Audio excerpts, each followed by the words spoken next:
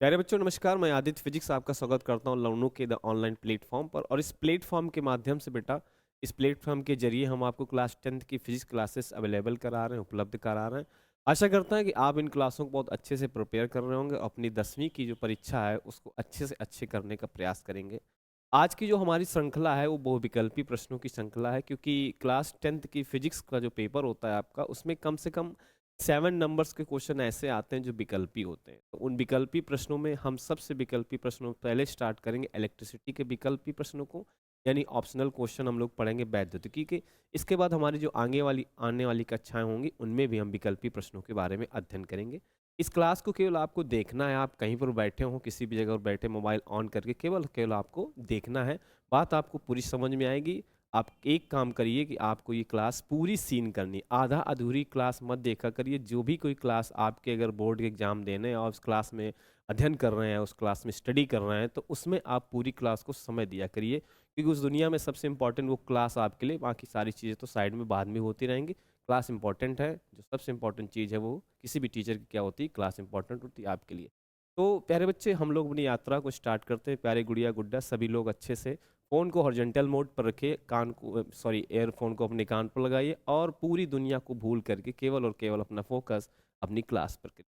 मैं आपको फिर से बताना चाहूँगा कि आज की जो हमारी है वो बहुविकल्पी प्रश्नों की एक श्रृंखला है, जिसमें कम से कम हम लोग 20 क्वेश्चंस के बारे में डिस्कस करेंगे, अच्छे से कवर अप करेंगे, एक एक चीज़ को एक्सप्लेन करेंगे, एक एक क्वेश्चन को एक्सप्लेन करेंगे।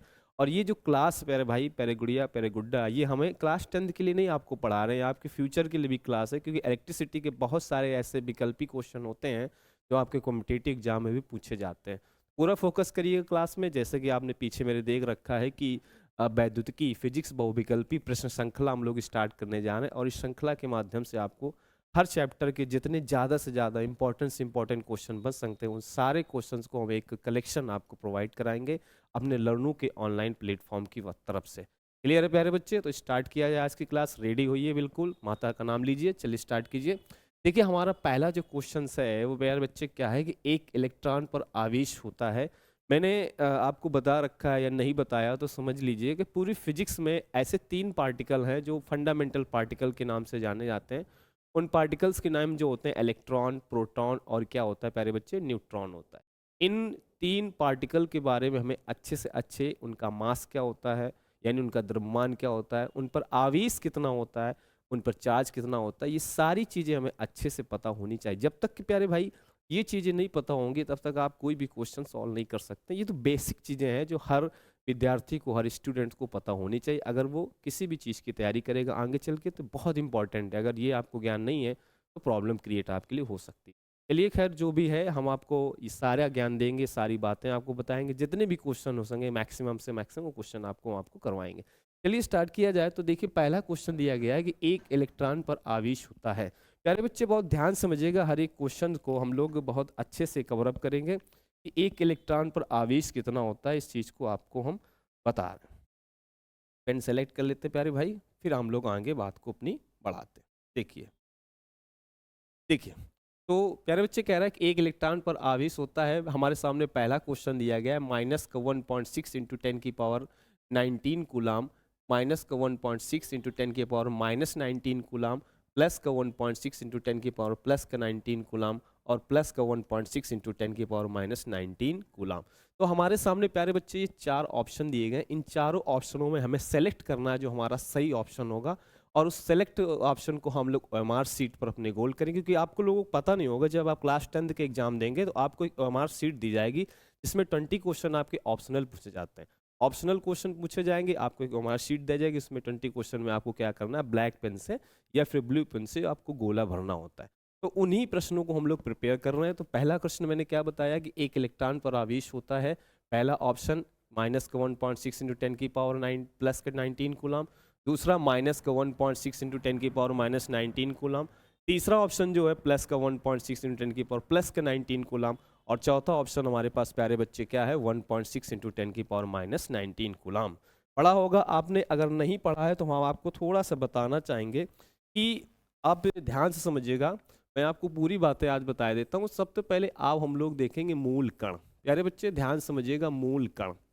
मूल कण जिन्हें हम लोग फंडामेंटल पार्टिकल के नाम से जानते हैं, अच्छे समझिएगा। इनको हम लोग प्यारे बच्चे क्या कहते हैं इंग्लिश में? Fundamental, fundamental particle. ठीक है प्यारे भाई, फंडामेंटल पार्टिकल बोलते हैं। तो फंडामेंटल पार्टिकल प्यारे बच्चे केवल हमारे 3 प्रकार के होते हैं जो हमें बेसिकली नॉलेज देते हैं, जिन्हें जिनके बारे में हमें अच्छे से ज्ञान होना चाहिए। वो मोस्टली हमारे 3 प्रकार के होते हैं। वो कौन कौन से होते हैं? फर्स्ट ऑल ऑफ, सबसे पहला होता है प्यारे भाई, वो कौन होता है? इलेक्ट्रॉन होता है। क्या होता है बेटा? इलेक्ट्रॉन। दूसरा जो हमारा होता है, वो दूसरा जो पार्टिकल हमारा है प्यारे बच्चे, वो कौन सा है? प्रोटॉन है। तो पहला जो हमारा फंडामेंटल पार्टिकल है वो कौन है? इलेक्ट्रॉन है। दूसरा जो हमारा फंडामेंटल पार्टिकल है वो प्रोटॉन है। और प्यारे बच्चे जो तीसरा हमारा है, जिसके बारे में सबको पता होना चाहिए, तीसरा हमारा जो मूल कण है उसे कहा जाता है न्यूट्रॉन। क्या कहा जाता है प्यारे बच्चे? न्यूट्रॉन। तो सीधी सी बात, मोटी बात हमें समझनी है कि हमारे पास 3 प्रकार के फंडामेंटल पार्टिकल्स होते हैं। कितने प्रकार के? 3 प्रकार के फंडामेंटल पार्टिकल्स यानी मूल कण होते हैं। उन मूल कणों के जो नाम होते हैं, सबसे पहला प्यारे बच्चे क्या होता है? इलेक्ट्रॉन होता है। दूसरा जो होता है वो प्रोटॉन होता है। और तीसरा जो हमारा होता है वो न्यूट्रॉन होता है। क्लियर है? इसके बारे में और अच्छे से आपको जानकारी क्लास 12th की फिजिक्स में मिलेगा। लेकिन अभी जो हमारे लेवल के हिसाब की बातें हैं, जो हमारे सिलेबस के हिसाब की बातें, केवल उन्हीं बातों पर ज़्यादा फोकस करेंगे। आशा करता हूँ आपको 3 प्रकार के जो पार्टिकल हैं अच्छे से नाम इनके याद हो गए होंगे, इलेक्ट्रॉन, प्रोटॉन और न्यूट्रॉन। चलिए इनके बारे में और थोड़ी जानकारी हासिल करते हैं। जो इलेक्ट्रॉन हमारा होता है प्यारे बच्चे, ध्यान समझिएगा, इलेक्ट्रॉन हमारा ऋणावेशित पार्टिकल होता है प्यारे भाई। कैसा होता है? ऋणावेशित पार्टिकल, यानी कि नेगेटिव पार्टिकल है। तो इस जगह पर हम लोग इसकी जो प्रकृति है वो कैसी होती है, ध्यान समझिएगा। मैं आपको सारी बातें पहले बताया दे रहा हूँ एक स्लाइड के माध्यम से। ऋणावेशित होता है। प्रोटॉन जो हमारा होता है प्यारे बच्चे, वो एक धनावेशित कण होता है। यानी धनावेशित कण का मतलब ये हो गया कि उस पर धनावेश होता है। तो ये दूसरी हमारी जो प्रोटॉन है, दूसरा जो पार्टिकल है प्रोटॉन, उसकी प्रकृति कैसी होती है? धनावेशित होती है। और प्यारे बच्चे जो हमारा न्यूट्रॉन होता है वो कैसा होता है? उदासीन होता है। गुड़िया गुड्डा ध्यान दीजिए, इलेक्ट्रॉन पर हमारे कैसा चार्ज होता है? निगेटिव चार्ज होता है। प्रोटॉन पर हमारा कैसा चार्ज होता है? पॉजिटिव चार्ज होता है। और प्यारे बच्चे जो न्यूट्रॉन होता है वो हमारा कैसा होता है? उदासीन होता है। उदासीन होने का मतलब होता है कि उस पर कोई चार्ज नहीं होता है, ना उसमें पॉजिटिव चार्ज होता है, ना ही उसमें नेगेटिव चार्ज होता है। चलिए ये 3 पार्टिकल, उनकी प्रकृति पता चल गई। अब हम लोग तीसरी बात पर चर्चा करते हैं, इस पर आवेश कितना होता है। देखिए बहुत ध्यान समझिएगा, बहुत ध्यान समझिएगा। इलेक्ट्रॉन पर जो आवेश होता है प्यारे बच्चे वो कितना होता है? 1.6 इंटू 10⁻⁻19 कूलाम। याद रखिएगा कितना होता है? माइनस का 1.6 इंटू 10⁻⁻19 कूलाम चार्ज होता है। कितना होता है प्यारे बच्चे? माइनस का 1.6 इंटू 10⁻⁻19 कूलाम चार्ज होता है। मैंने इस क्लास में आपको बता रखा है कि जो हमारा आवेश का यूनिट होता है, आवेश का जो मात्रक होता है प्यारे बच्चे, वो क्या होता है? कूलाम होता है। और एक सीजीएस पद्धति में मैंने आवेश का एक मात्रक आप लोगों को बता रखा है, ईएसयू करके बता रखा है। आशा करता हूँ आपने जो मेरी पहली क्लास है, जो 3 घंटे 36 मिनट क्लास है, वो एक प्रकार की मैराथन क्लास है और वो हमारा 1 शॉट वीडियो है। 1 शॉट वीडियो में आपको पूरी इलेक्ट्रिसिटी के बारे में मैंने समुचित ज्ञान दे रखा है। ठीक है, तो उस क्लास को आप अच्छे से जब तक नहीं देखेंगे, अच्छे से नहीं प्रिपेयर करेंगे, तब तक हो सकता है क्लास आपको ना समझ में आए। लेकिन अगर वो क्लास आपने अच्छे से प्रिपेयर कर रखी है, उसकी हर एक चीज़ आपने अपने मन में, अपने दिमाग में बसा रखी है, तो ये क्लास आपको बिल्कुल ईजी लगेगी। बहुत ईजी लगेगी, इतनी ईजी लगेगी आप इमेजिन नहीं कर सकती। आप यही कहेंगे कि भैया बहुत क्लास ईजी थी आज की। ठीक है, तो हमने ये सीखा कि इलेक्ट्रॉन हमारा एक ऋणावेशित पार्टिकल होता है, प्रोटॉन हमारा एक धनावेशित पार्टिकल होता है, और हमारा न्यूट्रॉन जो होता है एक उदासीन होता है। इन पर आवेश की बात की जाए तो प्यारे बच्चे यहाँ पर जो चार्ज होता है वो 1.6 इंटू 10⁻⁻19 कूलाम होता है। कितना होता है प्यारे भाई? 1.6 इंटू 10⁻⁻19 कूलाम होता है। इसके बाद न्यूट्रॉन जो है वो तो हमारा उदासीन है। तो हम इस पर, उदासीन का मतलब होता है कि इस पर हम क्या चार्ज मान सकते हैं कि एक प्रकार से ये कहा जाए इस पर शून्य चार्ज होता है। उदासीन का मतलब ये कह सकते हैं कि इस पर चार्ज कैसा है? हमारा शून्य है। ठीक है, तो 3 चीजें हमने सीखी, मूलकण, फंडामेंटल पार्टिकल, ऋणावेशित, धनावेशित और उदासीन। अगर प्यारे बच्चे हम लोग इनके मास की बात कर लें, मास का मतलब होता है इनके द्रव्यमान की बात करें, तो इन पार्टिकल्स के अलग अलग द्रव्यमान होते हैं, अलग अलग मास होते हैं, जो हमें पता होने चाहिए। बहुत इंपॉर्टेंट होता है कि इन मूल कणों के बारे में हमें बेसिक नॉलेज जरूर होना चाहिए। चलिए हम इनके मास देखते हैं, यानी कि इनके, अगर हम द्रव्यमान की बात करें प्यारे बच्चे, तो यहाँ पर देखिए हम लोग यहाँ पर लिख सकते हैं, ऊपर लिख लीजिए आप चाहे द्रव्यमान। देखिए इलेक्ट्रॉन पर द्रव्यमान आपको दो जैसे देखने को मिलेंगे, कहीं कहीं पर आपको मिलेगा 9 × 10⁻³ या फिर आपको कहीं कहीं इलेक्ट्रॉन का द्रव्यमान 9.1 × 10⁻³ तो इलेक्ट्रॉन के हमें दो प्रकार के मास देखने को मिलते हैं। पहले कौन सा, हमारा 9 × 10⁻³ और दूसरा जो मिलता है या तो 9.1 × 10⁻³ चलिए प्रोटॉन पर हम लोग बात कर लें। तो प्रोटॉन पर जो प्यारे बच्चे हमारा मास होता है, यानी इसका जो द्रव्यमान होता है, वो लगभग 1.67 × 10⁻27 kg होता है। हर एक चीज को कॉपी बहुत अच्छे से नोट करिएगा प्यारे बच्चे। ये लिखा हुआ है 10⁻27 kg। मैं एक बार फिर से आपको दिखाई दे रहा हूँ, देखिए क्या लिखा हुआ है, 1.67 × 10⁻27 kg।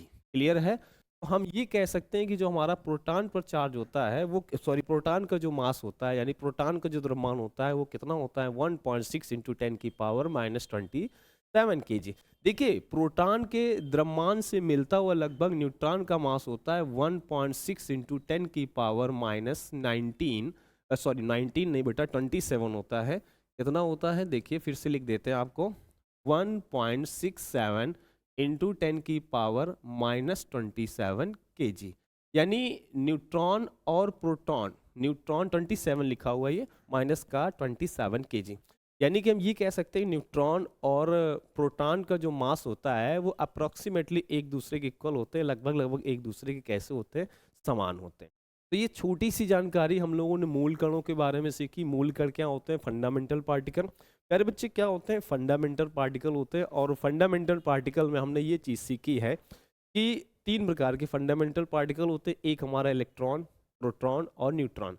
इलेक्ट्रॉन हमारा एक ऋणावेशित पार्टिकल है यानी नेगेटिव चार्ज पार्टिकल है, प्रोटॉन हमारा धनावेशित होता है और न्यूट्रॉन हमारा उदासीन होता है। अगर हम इलेक्ट्रॉन की चार्ज की बात करें तो माइनस का 1.6 × 10⁻19 कूलाम चार्ज होता है।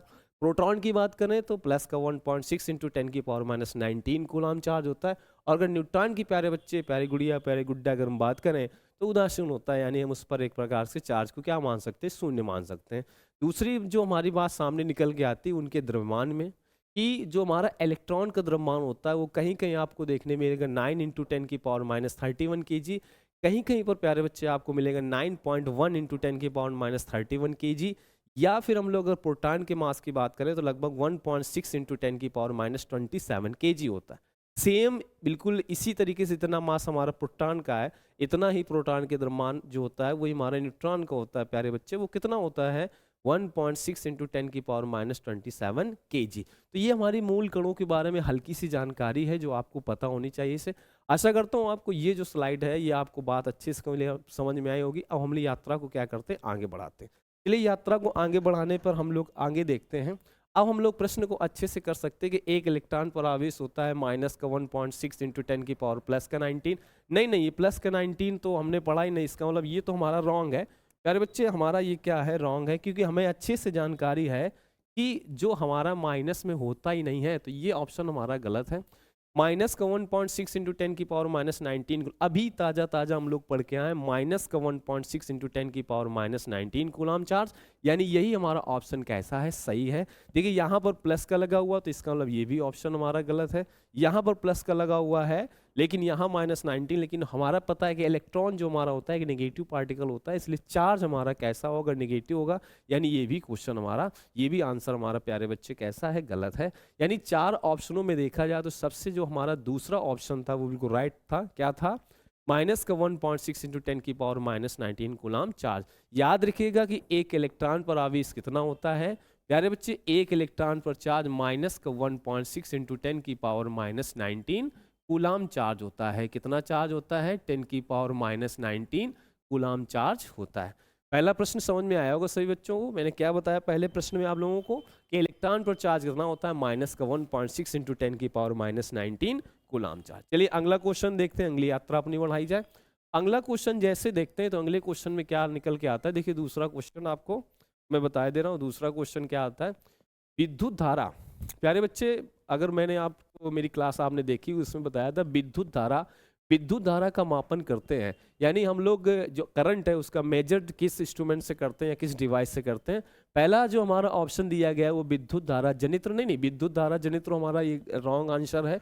विद्युत धारा जनित्र से आप कर ही नहीं सकते हैं। देखिए ये वाला ऑप्शन तो हमारा बिल्कुल गलत है, ये तो हो ही नहीं सकता कि विद्युत धारा का मापन करते हैं विद्युत धारा जनित द्वारा, हो ही नहीं सकता है, हो ही नहीं सकता, बिल्कुल नहीं हो सकता। धारा मापी द्वारा, नहीं धारा मापी द्वारा भी नहीं होता है।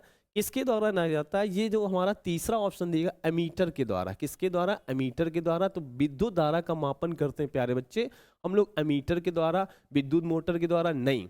तो हम लोगों का जो सही करेक्ट आंसर है वो हमारा तीसरा ऑप्शन है, ऑप्शन नंबर सी। विद्युत धारा का मापन करते हैं, किससे करते हैं? एमीटर द्वारा। मैंने आपको बताया था जब विद्युत धारा इलेक्ट्रिसिटी क्लास बताई थी उसमें शायद ये मैंने डिस्कस किया था कि विद्युत धारा को हम लोग किससे मापते हैं? एमीटर के द्वारा मापते हैं। तो हमारे इस क्वेश्चन का जो आंसर है, जो इस क्वेश्चन का राइट आंसर होगा प्यारे बच्चे, वो कौन सा होगा कि विद्युत धारा का मापन हम लोग किससे करते हैं? एमीटर द्वारा करते हैं। तो थर्ड नंबर क्वेश्चन जो हमारा सेकंड नंबर जो क्वेश्चन है उसका ऑप्शन नंबर थर्ड जो हमारा है वो कैसा है? बिल्कुल करेक्ट आंसर। चलिए आगे बढ़ते हैं, और जैसे आगे हम लोग बढ़ते हैं तो देखिए आगे क्या लिखा। तीसरा क्वेश्चन आता है प्रतिरोध का मात्रक है, यानी कि प्रतिरोध का मात्रक का मतलब ये हो गया कि unit of resistance. Unit of क्या होता है प्यारे बच्चे? रेजिस्टेंस, यानी प्रतिरोध का मात्रक।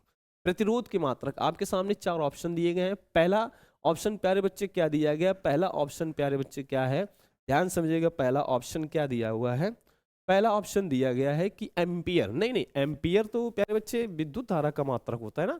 एम्पियर किसका मात्रक होता है? विद्युत धारा का। तो प्रतिरोध का मात्रक एम्पियर तो हो ही नहीं सकता। इसका मात्रक होता है एम्पियर विद्युत धारा का। वोल्ट किसका होता है? विद्युत विभव या विद्युत विभवांतर का होता है। ओम, ये ओम जो है यही राइट आंसर है कि हम प्रतिरोध का मात्रक क्या होता है? ओम होता है। और कूलाम जो होता है वो किसका मात्रक होता है? आवेश का मात्रक होता है। इस तरीके से हम ये कह सकते हैं प्यारे बच्चे, इस प्रश्न में हम आपको चार प्रश्न बता रहे हैं कि जो एम्पियर होता है वो किसका मात्रक होता है? प्यारे भाई बहुत ध्यान समझिएगा, एम्पियर जो मात्रक होता है वो विद्युत धारा का होता है। क्लियर है? वोल्ट जो होता है वो वैद्युत विभव या वैद्युत विभवांतर का होता है। वैद्युत विभव या फिर किसका होता है प्यारे बच्चे? वैद्युत विभवांतर का होता है या वैद्युत विभव होता है। ओम जो होता है प्यारे बच्चे वो किसका मात्रक होता है गुड़िया? वो हमारा जो मात्रक होता है वो प्रतिरोध का होता है। और कूलाम जो मात्रक होता है वो किसका होता है प्यारे भाई? वो होता है हमारा किसका? आवेश का। तो जो हमारा इस क्वेश्चन का राइट आंसर है वो क्वेश्चन नंबर थर्ड का जो ऑप्शन है वो थर्ड आंसर हमारा कैसा है? करेक्ट है, यानी सी फॉर करेक्ट। यानी पहला जो तीसरा जो क्वेश्चन है उसका तीसरा ऑप्शन हमारा कैसा है? बिल्कुल करेक्ट है। तो इस प्रश्न में प्यारे भाई हमने चार प्रश्न देखे। पहला प्रश्न क्या देखा कि प्रतिरोध का मात्रक होता है एम्पियर। नहीं, एम्पियर तो विद्युत धारा का होता है। दूसरी चीज हमने देखा वोल्ट। वोल्ट तो विद्युत विभवांतर या फिर वैद्युत विभव होता है। प्रतिरोध का जो मात्रक होता है वो क्या होता है? ओम होता है। और कूलाम जो होता है वो किसका होता है? आवेश का होता है। क्लियर है? तो हमारा कौन सा आंसर इसमें सही है? थर्ड आंसर सही है, किसका मात्रक क्या होता है? ओम। क्लियर है? आगे बढ़ते हैं, अपनी यात्रा को आगे बढ़ाते हैं। और जैसे अपने यात्रा को आगे बढ़ाते हैं देखिए क्या हमारे सामने आता है। क्वेश्चन नंबर फोर्थ आता है। क्वेश्चन नंबर फोर्थ बहुत अच्छे से समझिएगा, थोड़ा सा कैलकुलेटिव प्रश्न है। और इस कैलकुलेटिव प्रश्न को हम लोग अच्छे से कर सकते हैं क्योंकि हमें अच्छे से जानकारी है कि ये क्वेश्चन कैसे किए जाते हैं। चलिए स्टार्ट करते हैं third number question number fourth के बारे में क्या है पूरी कहानी। देखिए पूरी कहानी हम लोग समझते हैं।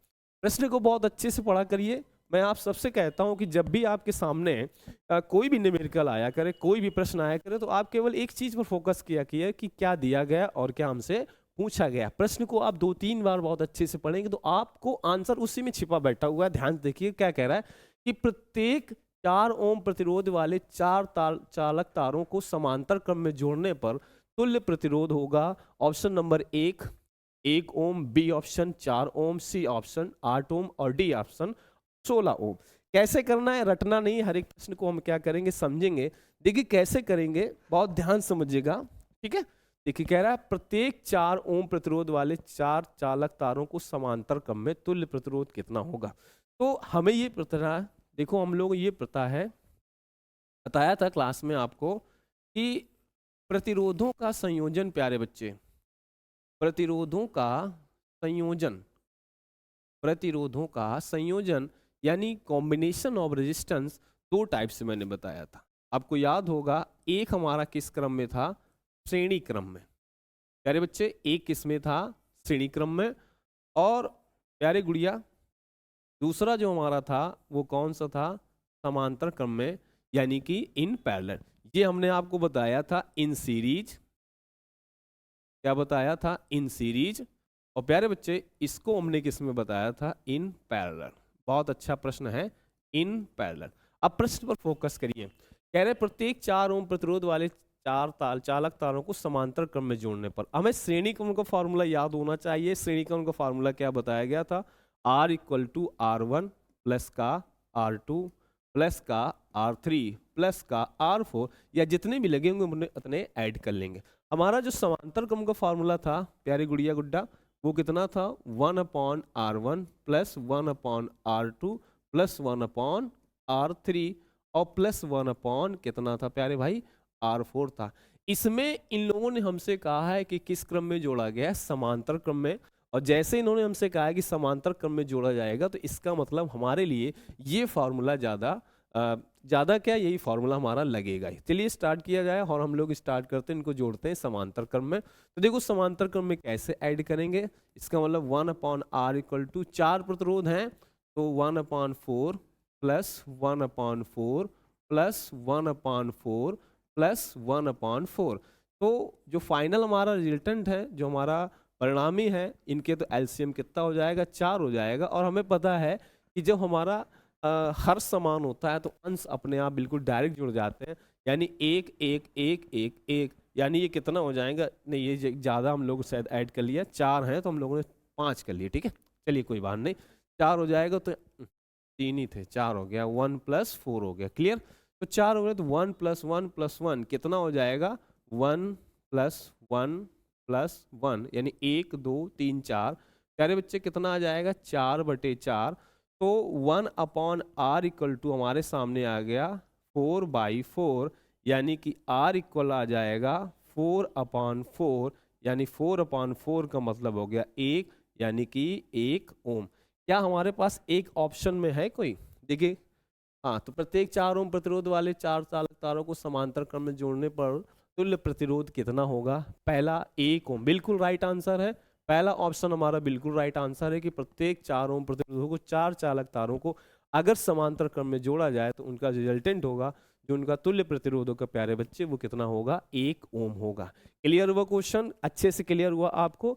तो जब भी कोई न्यूमेरिकल वाला ऑप्शनल प्रश्न आए तो उसको सॉल्व करने का प्रयास किया करिए, बिल्कुल ईजी होता है, पर प्रैक्टिस करिए, क्योंकि प्रैक्टिस मेक्स मैन परफेक्ट होता है। क्लियर है, अच्छे से आपको ये बात समझ में आई होगी। चलिए अपनी यात्रा को हम लोग क्या करते हैं, आगे बढ़ाते हैं, और क्वेश्चन नंबर हम लोग बात करते हैं 5 पर। देखिए क्वेश्चन नंबर 5 क्या कहता है, ध्यान से पढ़ेंगे। क्वेश्चन नंबर 5 कह रहा है कि 1.5 वोल्ट विद्युत वाहक बल के एक सेल का आंतरिक प्रतिरोध 3 ओम है, तो सेल से प्राप्त धारा का अधिकतम मान क्या होगा। देखिए ये भी एक न्यूमेरिकल के तौर पर ऑप्शनल प्रश्न दिया गया है। क्या कह रहा है, 1.5 वोल्ट विद्युत वाहक बल के सेल का आंतरिक प्रतिरोध प्यारे बच्चे कितना दिया गया है, 3 ओम दिया गया है, तो सेल द्वारा प्राप्त धारा का अधिकतम मान ज्ञात कीजिए। देखिए बहुत अच्छे से समझिएगा प्रश्न को। अधिकतम मान इन्होंने हमसे पूछा है, तो अधिकतम मान हम लोग कैसे निकालेंगे। देखिए देखिए क्या क्या दिया गया है, कह रहे हैं 1.5 विद्युत वाहक बल के सेल का, तो हमें साफ साफ दिखाई दे रहा है कि जो ई की वैल्यू है प्यारे भाई, वो कितनी दी गई है, 1.5 वोल्ट दी गई। क्लियर है, अच्छे समझेंगे, 1.5 वोल्ट दी गई है। फिर विद्युत वाहक बल के विद्युत वाहक सेल का आंतरिक प्रतिरोध 3 ओम है। आंतरिक प्रतिरोध को प्यारे बच्चे हम लोग स्मॉल r से दिखाते हैं, और उसकी वैल्यू हमें इन लोगों ने कितनी दी गई है, 3 ओम दी गई। तो सेल से प्राप्त धारा का अधिकतम मान, यानी कि इन्होंने हमसे क्या पूछा है प्यारे भाई, धारा का अधिकतम मान, धारा का अधिकतम मान, यानी मैक्सिमम वैल्यू ऑफ करंट पूछी है, अधिकतम मान पूछा। देखिए एक फॉर्मूला अपने पास होता है, I equal to E upon capital R plus का स्मॉल r। इस वाले फार्मूले को आप अच्छे से याद रखिएगा, माइंड में कहीं ना कहीं बसा कर रखिएगा कि ये एक फॉर्मूला होता है, I equal to E upon R plus small r। देखिए इस शब्द पर ध्यान दीजिए, धारा का मान अधिकतम, और धारा का मान अधिकतम तब होगा जब R का मान हमारे कैसे होगा, 0 होगा, क्योंकि धारा के मार्ग में सबसे ज़्यादा रुकावट पैदा करने वाला जो होता है वो कौन होता है प्यारे भाई, वो हमारा होता है प्रतिरोध यानी कि रेजिस्टेंस। तो जब हमारा आर का मान 0 होगा, अच्छा आर का मान 0 क्यों किया गया है, कई बच्चे कंफ्यूज होंगे कि भैया आर का मान 0 क्यों किया गया, तो इसके पीछे भी एक स्टोरी है, क्योंकि उन्होंने हमसे क्या पूछा, धारा का अधिकतम मान पूछा। अब अगर धारा का अधिकतम मान पूछा है तो हमें प्रतिरोध का मान न्यूनतम करना पड़ेगा, यानी रेजिस्टेंस की वैल्यू मिनिमम करनी पड़ेगी, तभी करंट की वैल्यू हमारी कैसी आएगी, मैक्सिमम आएगी। तो कंफ्यूज मत होना कि भैया आर इक्वल टू 0 कैसे रख दिया आपने। चलिए क्वेश्चन पे हम लोग का वर्क करते हैं। तो आई इक्वल टू ई की वैल्यू प्यारे भाई कितनी थी, 1.5 थी, पुटअप कर लिया। आर की जगह हम लोग कितना राइट कर लेंगे, 0 राइट कर लेंगे। इसके बाद हमारा स्मॉल आर जो इंटरनल रेजिस्टेंस होता है, जो कितनी वैल्यू दी गई इंटरनल रेजिस्टेंस की, 3 ओम, तो यहाँ पर हमने कितनी राइट कर ली, 3 ओम। तो हमारे सामने देखो आई इक्वल टू प्यारे भाई क्या आ रहा है, 1.5 1.5, एक मिनट फिर से अच्छे से लिख सकते साफ साफ, क्या आएगा, आई इक्वल टू 1.5 और यहाँ पर क्या आ जाएगा, 3। देखिए इसको सॉल्व करेंगे बिल्कुल बेसिक तरीके से, यहाँ से पॉइंट हटाया जाएगा, नीचे एक 0 बढ़ जाएगा, यानी हमारे सामने आ जाएगा 15/30। अगर 15/30 आ गया तो हम लोग लिख सकते हैं आई इक्वल टू 1/2। और प्यारे भाई 1/2 का मतलब हो जाता आई इक्वल टू 0.5 एम्पियर। क्या हमारे पास 0.5 एम्पियर कोई ऑप्शन है क्या? देखिए पहला ऑप्शन 1.5 नहीं, गलत, बिल्कुल गलत। देखिए दूसरा ऑप्शन 0.5, जी बिल्कुल यही सही है, 0.5 एम्पियर। 3.0 एम्पियर नहीं, 3.0 मिली एम्पियर बिल्कुल भी नहीं। तो हमारा जो पांचवा क्वेश्चन है उसका जो राइट ऑप्शन है वो ऑप्शन नंबर क्या है, बी है। कौन है, ऑप्शन नंबर बी है। अच्छे से क्वेश्चन समझ में आया। देखिए फिर से समझ लेते हैं कि 1.5 वोल्ट विद्युत वाहक बल के एक सेल का आंतरिक प्रतिरोध 3 ओम है। आंतरिक प्रतिरोध को हम लोग स्मॉल आर से डिनोट करते हैं, क्लियर है।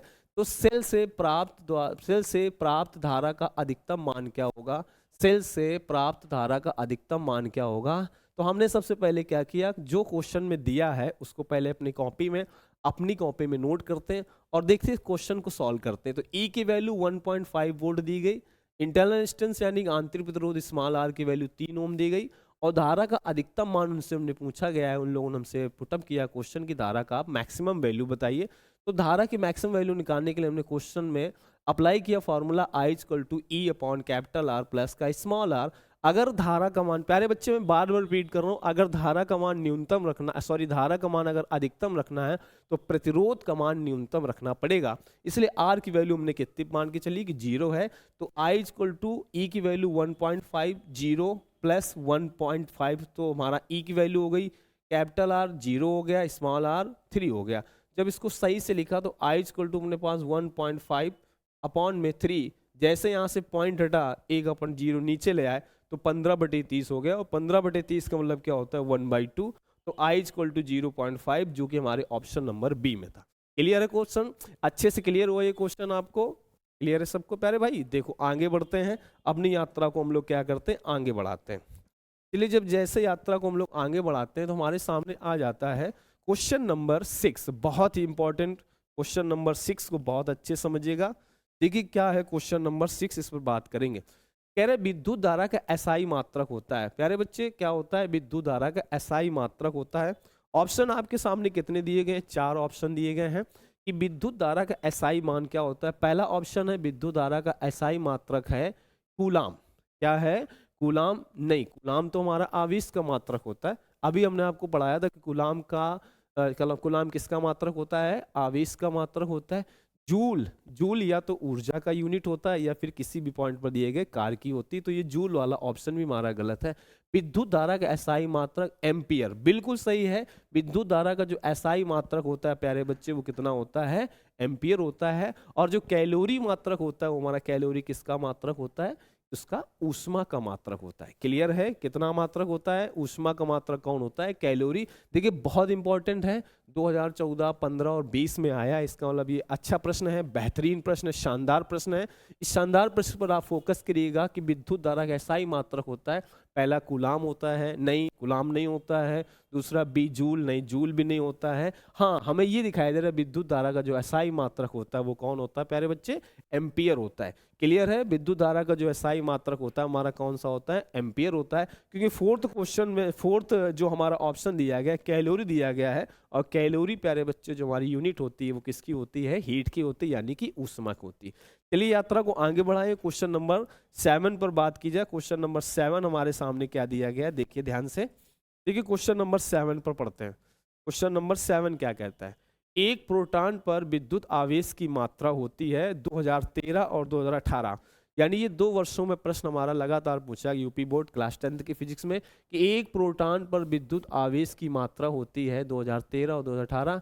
फर्स्ट ऑप्शन दिया गया प्यारे बच्चे 1 × 10⁻⁻19 कूलाम, 6.25 × 10⁻+19 कूलाम, माइनस का 1.6 × 10⁻+19 कूलाम, या फिर डी ऑप्शन हमारा प्लस का 1.6 × 10⁻⁻19 कूलाम। अभी मैंने क्लास की शुरुआत में भी आपको 3 प्रकार के मूल कणों के बारे में बताया था, 3 प्रकार के फंडामेंटल पार्टिकल्स के बारे में बताया था, और उन तीनों पार्टिकल्स में मास कितना होता है, उन पर चार्ज कितना होता है, उनका नेचर कैसा होता है, इन सारी बातों पर हम लोगों ने चर्चा की थी। तो आप आंख मूंद के कह सकते हैं कि इसका जो ऑप्शन नंबर प्यारे बच्चे कौन सा है हमारा? 4th होगा। कौन सा होगा प्यारे बच्चे? ऑप्शन नंबर जो हमारा कौन सा होगा? 4th होगा। वही ऑप्शन नंबर 4th हमारा 4th कैसा होगा? राइट आंसर होगा, क्योंकि क्या लिखा था? 1.6 × 10⁻⁻19 कूलाम चार्ज। ये तो बिल्कुल इजी प्रश्न था, इजी क्वेश्चन था, बिल्कुल ये कह सकते हैं चुटपुटिया टाइप का प्रश्न था। ऐसे चुटपुटिया टाइप क्वेश्चन आपको तो माइंड में हमेशा बने रहते हैं कि चार्ज क्या होता है, मास क्या होता है, क्योंकि पहली स्लाइड में आपको तीनों लोगों के बारे में आपको अच्छे से डिस्कस कर सकें। चलिए क्वेश्चन नंबर 8 पर आते हैं, और क्वेश्चन नंबर 8 पर आने पर पहले देखते हैं क्या है क्वेश्चन नंबर 8, इस पर चर्चा करेंगे। क्वेश्चन नंबर 8 क्या कहता है? ओम के नियम का सूत्र है। बहुत बेहतरीन प्रश्न है, 2015 में पूछा गया था कि ओम के नियम का सूत्र होता है I = V × R। नहीं, पढ़ने में अटपटा लग रहा है। R = V × I, नहीं ये भी नहीं लग रहा है। V = I × R, इनमें से कोई नहीं। दिमाग लगाइए प्यारे बच्चों, इसमें कौन सा ऑप्शन सही है? क्या ऑप्शन नंबर ए सही है, ऑप्शन नंबर बी सही है, ऑप्शन नंबर सी सही है, या फिर तीनों में से कोई नहीं सही, इसलिए ऑप्शन नंबर डी दिया गया, इनमें से कोई नहीं। देखिए ओम का नियम, देखिए ध्यान समझिएगा, ओम के नियम के बारे में डिस्कस करेंगे थोड़ा सा। हालांकि मैंने आपको हर एक चीज बहुत अच्छे से बता रखी कि ओम का नियम, देखिए इसका नियम, ओम का नियम, ओम का नियम यानी ओम्स लॉ, ठीक है? ओम का नियम यानी ओम्स लॉ। ओम्स लॉ में आपको याद है जर्मनी के एक साइंटिस्ट सर जॉर्ज साइमन ओम, और उन्होंने अपनी एक चीज़ बताई थी कि जब भी किसी चालक की भौतिक अवस्था जैसे ताप, दाब इत्यादि में कोई परिवर्तन न किया जाए तो उसके सिरों के बीच लगाया गया विभवांतर तथा उसमें बहने वाली धारा आई का अनुपात सदैव नियत रहता है। यानी उन्होंने बताया था कि V/I इक्वल में R, ठीक है? यही हम लोगों ने पढ़ा था, V/I इक्वल में R, यही ओम्स लॉ हुआ करता था। अगर इससे देखो तो V = हम लोग क्या लिख सकते हैं प्यारे बच्चे? V = लिख सकते हैं IR। क्या V = IR हमें ऑप्शन मिलना है भैया? बिल्कुल मिल रहा है। ऑप्शन नंबर सी जो है वो हमारा राइट आंसर होगा। तो ओम के नियम का सूत्र होता है, 2015 में प्रश्न पूछा गया प्यारे भाई, बहुत ध्यान समझना, 2015 में प्रश्न पूछा गया था। क्या पूछा गया था? I = V × R, ना ये तो नहीं लग रहा है। R = V × I, R = V × I हो ही नहीं सकता। ऑप्शन नंबर जो सी है प्यारे बच्चे वो हमारा राइट ऑप्शन है, और हम लोग जो तुरंत गोला करेंगे वो ऑप्शन नंबर किस पर करेंगे? सी पर करें। चलिए अगला प्रश्न देखते हैं। अगले प्रश्न में क्या किया है? क्वेश्चन नंबर 9 की बात की जाए, एक न्यूमेरिकल है, और न्यूमेरिकल को उन्होंने क्या बना रखा है? ऑप्शनल प्रश्न बना रखा है, ठीक है? क्वेश्चन नंबर 9 ध्यान से देखिएगा, अच्छे से पढ़िएगा और करने का प्रयास करेंगे कि क्या है क्वेश्चन नंबर 9। क्या है ना, किसी चालक में 2 एम्पीयर की धारा प्रवाहित हो रही है। किसी चालक में 2 एम्पीयर की धारा प्रवाहित हो रही है। 2 सेकंड में चालक से गुजरने वाले आवेश की मात्रा ज्ञात कीजिए। 2 सेकंड में चालक से गुजरने वाले आवेश की मात्रा ज्ञात करिए। प्यारे बच्चे, मैंने आपको, प्यारे गुड़िया, प्यारे गुड्डा, मैंने आपको जब इलेक्ट्रिसिटी क्लास प्रोवाइड की थी, जब इलेक्ट्रिसिटी क्लास आपको मैंने पढ़ाई थी, तो शायद हमारी जो पहली हेडिंग थी वो चालक थी, यानी कंडक्टर थी। कंडक्टर मैंने बताया था कि चालक वे पदार्थ होते हैं जिनमें आवेश आसानी से क्या हो जाता है? फ्लो हो जाता है, यानी आसानी से प्रवाहित हो जाता है। बात हुई थी, डिस्कस हुआ था, आपने क्लास देखी होगी, आशा करता हूँ आपने उस क्लास को बहुत अच्छे से देखा होगा। और जितने भी शब्द उसमें यूज हो रहे हैं, आज ऑप्शनल श्रृंखला जो सीरीज चल रही है, वो सारी चीज़ें आपको पहले से पता है।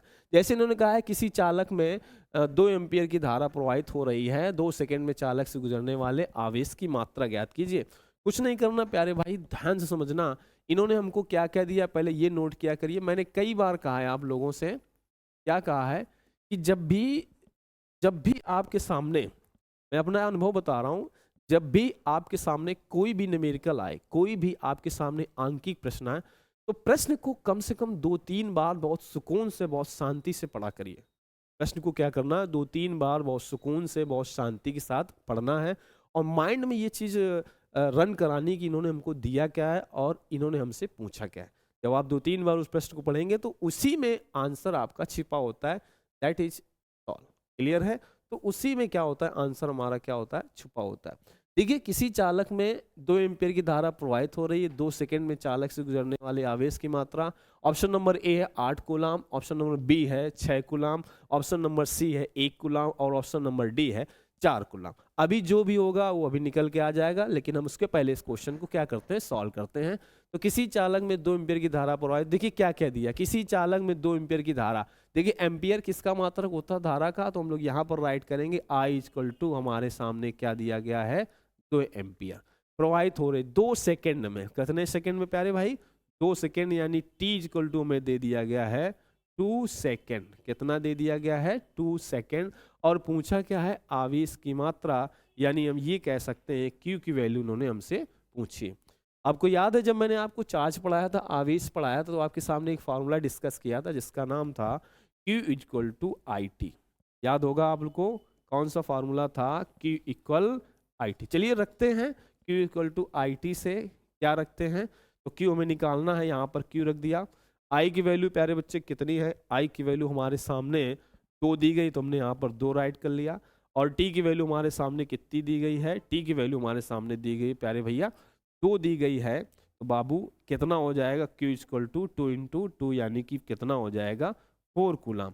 यानी उस चालक पे गुजरने वाले आवेश की मात्रा कितनी है, 4 कूलाम है। क्या कोई ऑप्शन हमारा 4 कूलाम है? 9 का ए 8 कूलाम है, नहीं ये नहीं हो सकता। 9 का बी 6 कूलाम है, नहीं ये भी नहीं हो सकता। 9 का सी 1 कूलाम है, ये भी नहीं हो सकता। लेकिन जब हम लोग डी ऑप्शन पे मारते हैं नजर, तो 9 का डी 4 कूलाम, यानी हमारा 4 coulomb is a right answer. 4 coulomb हमारा क्या है, क्वेश्चन नंबर 9 का, क्वेश्चन नंबर 9 का जो हमारा राइट आंसर है वो कितना दिया गया है, 4 कूलाम। अच्छे से बात समझ में, हर एक न्यूमेरिकल को अच्छे से समझा करिए। चलिए हम लोग अपनी यात्रा को आगे बढ़ाते हैं और देखते हैं क्वेश्चन नंबर 10 क्या दिया गया। ये जितने भी आपको प्रश्न दिए गए, जितने भी प्रश्न आपको हम करवा रहे हैं, ये बेहतरीन प्रश्नों में, शानदार प्रश्नों में है। इन प्रश्नों को भर भर के पूछा जाता है आपके बोर्ड एग्जाम में, भर भर के, फोरम भर भर के समझिएगा पूछे जाते हैं सारे के सारे क्वेश्चन, कि यही क्वेश्चन आगे कॉम्पिटिटिव एग्जाम में आपसे पूछे जाते हैं। चलिए क्वेश्चन नंबर हम लोग 10 की तरफ बढ़ते हैं, अपनी यात्रा क्वेश्चन नंबर 10 पे बढ़ाते हैं। देखिए क्वेश्चन नंबर 10 बहुत शानदार प्रश्न है, बहुत ही बेहतरीन प्रश्न है। क्वेश्चन नंबर 10 न्यूमेरिकल है, लेकिन इस न्यूमेरिकल को हम लोग आसानी से लगाएंगे। चलिए ध्यान से पढ़ते हैं एक बार क्वेश्चन को। यदि आर प्रतिरोध के 2 प्रतिरोधों को समांतर क्रम में जोड़ा जाए, यदि आर प्रतिरोध के 2 प्रतिरोधों को समांतर क्रम में जोड़ा जाए तथा एक आर प्रतिरोध को इनके श्रेणी क्रम में जोड़ा जाए, तो परिणामी प्रतिरोध क्या होगा। प्यारे बच्चे हमसे पूछ रहे हैं परिणामी प्रतिरोध क्या होगा। देखिए बहुत अच्छे समझिएगा, परिणामी प्रतिरोध क्या होगा। देखिए घबराइए नहीं बिल्कुल भी कि ये क्या होगा, कैसे होगा, सब होगा आप ही से होगा, हमसे होगा, आपसे होगा।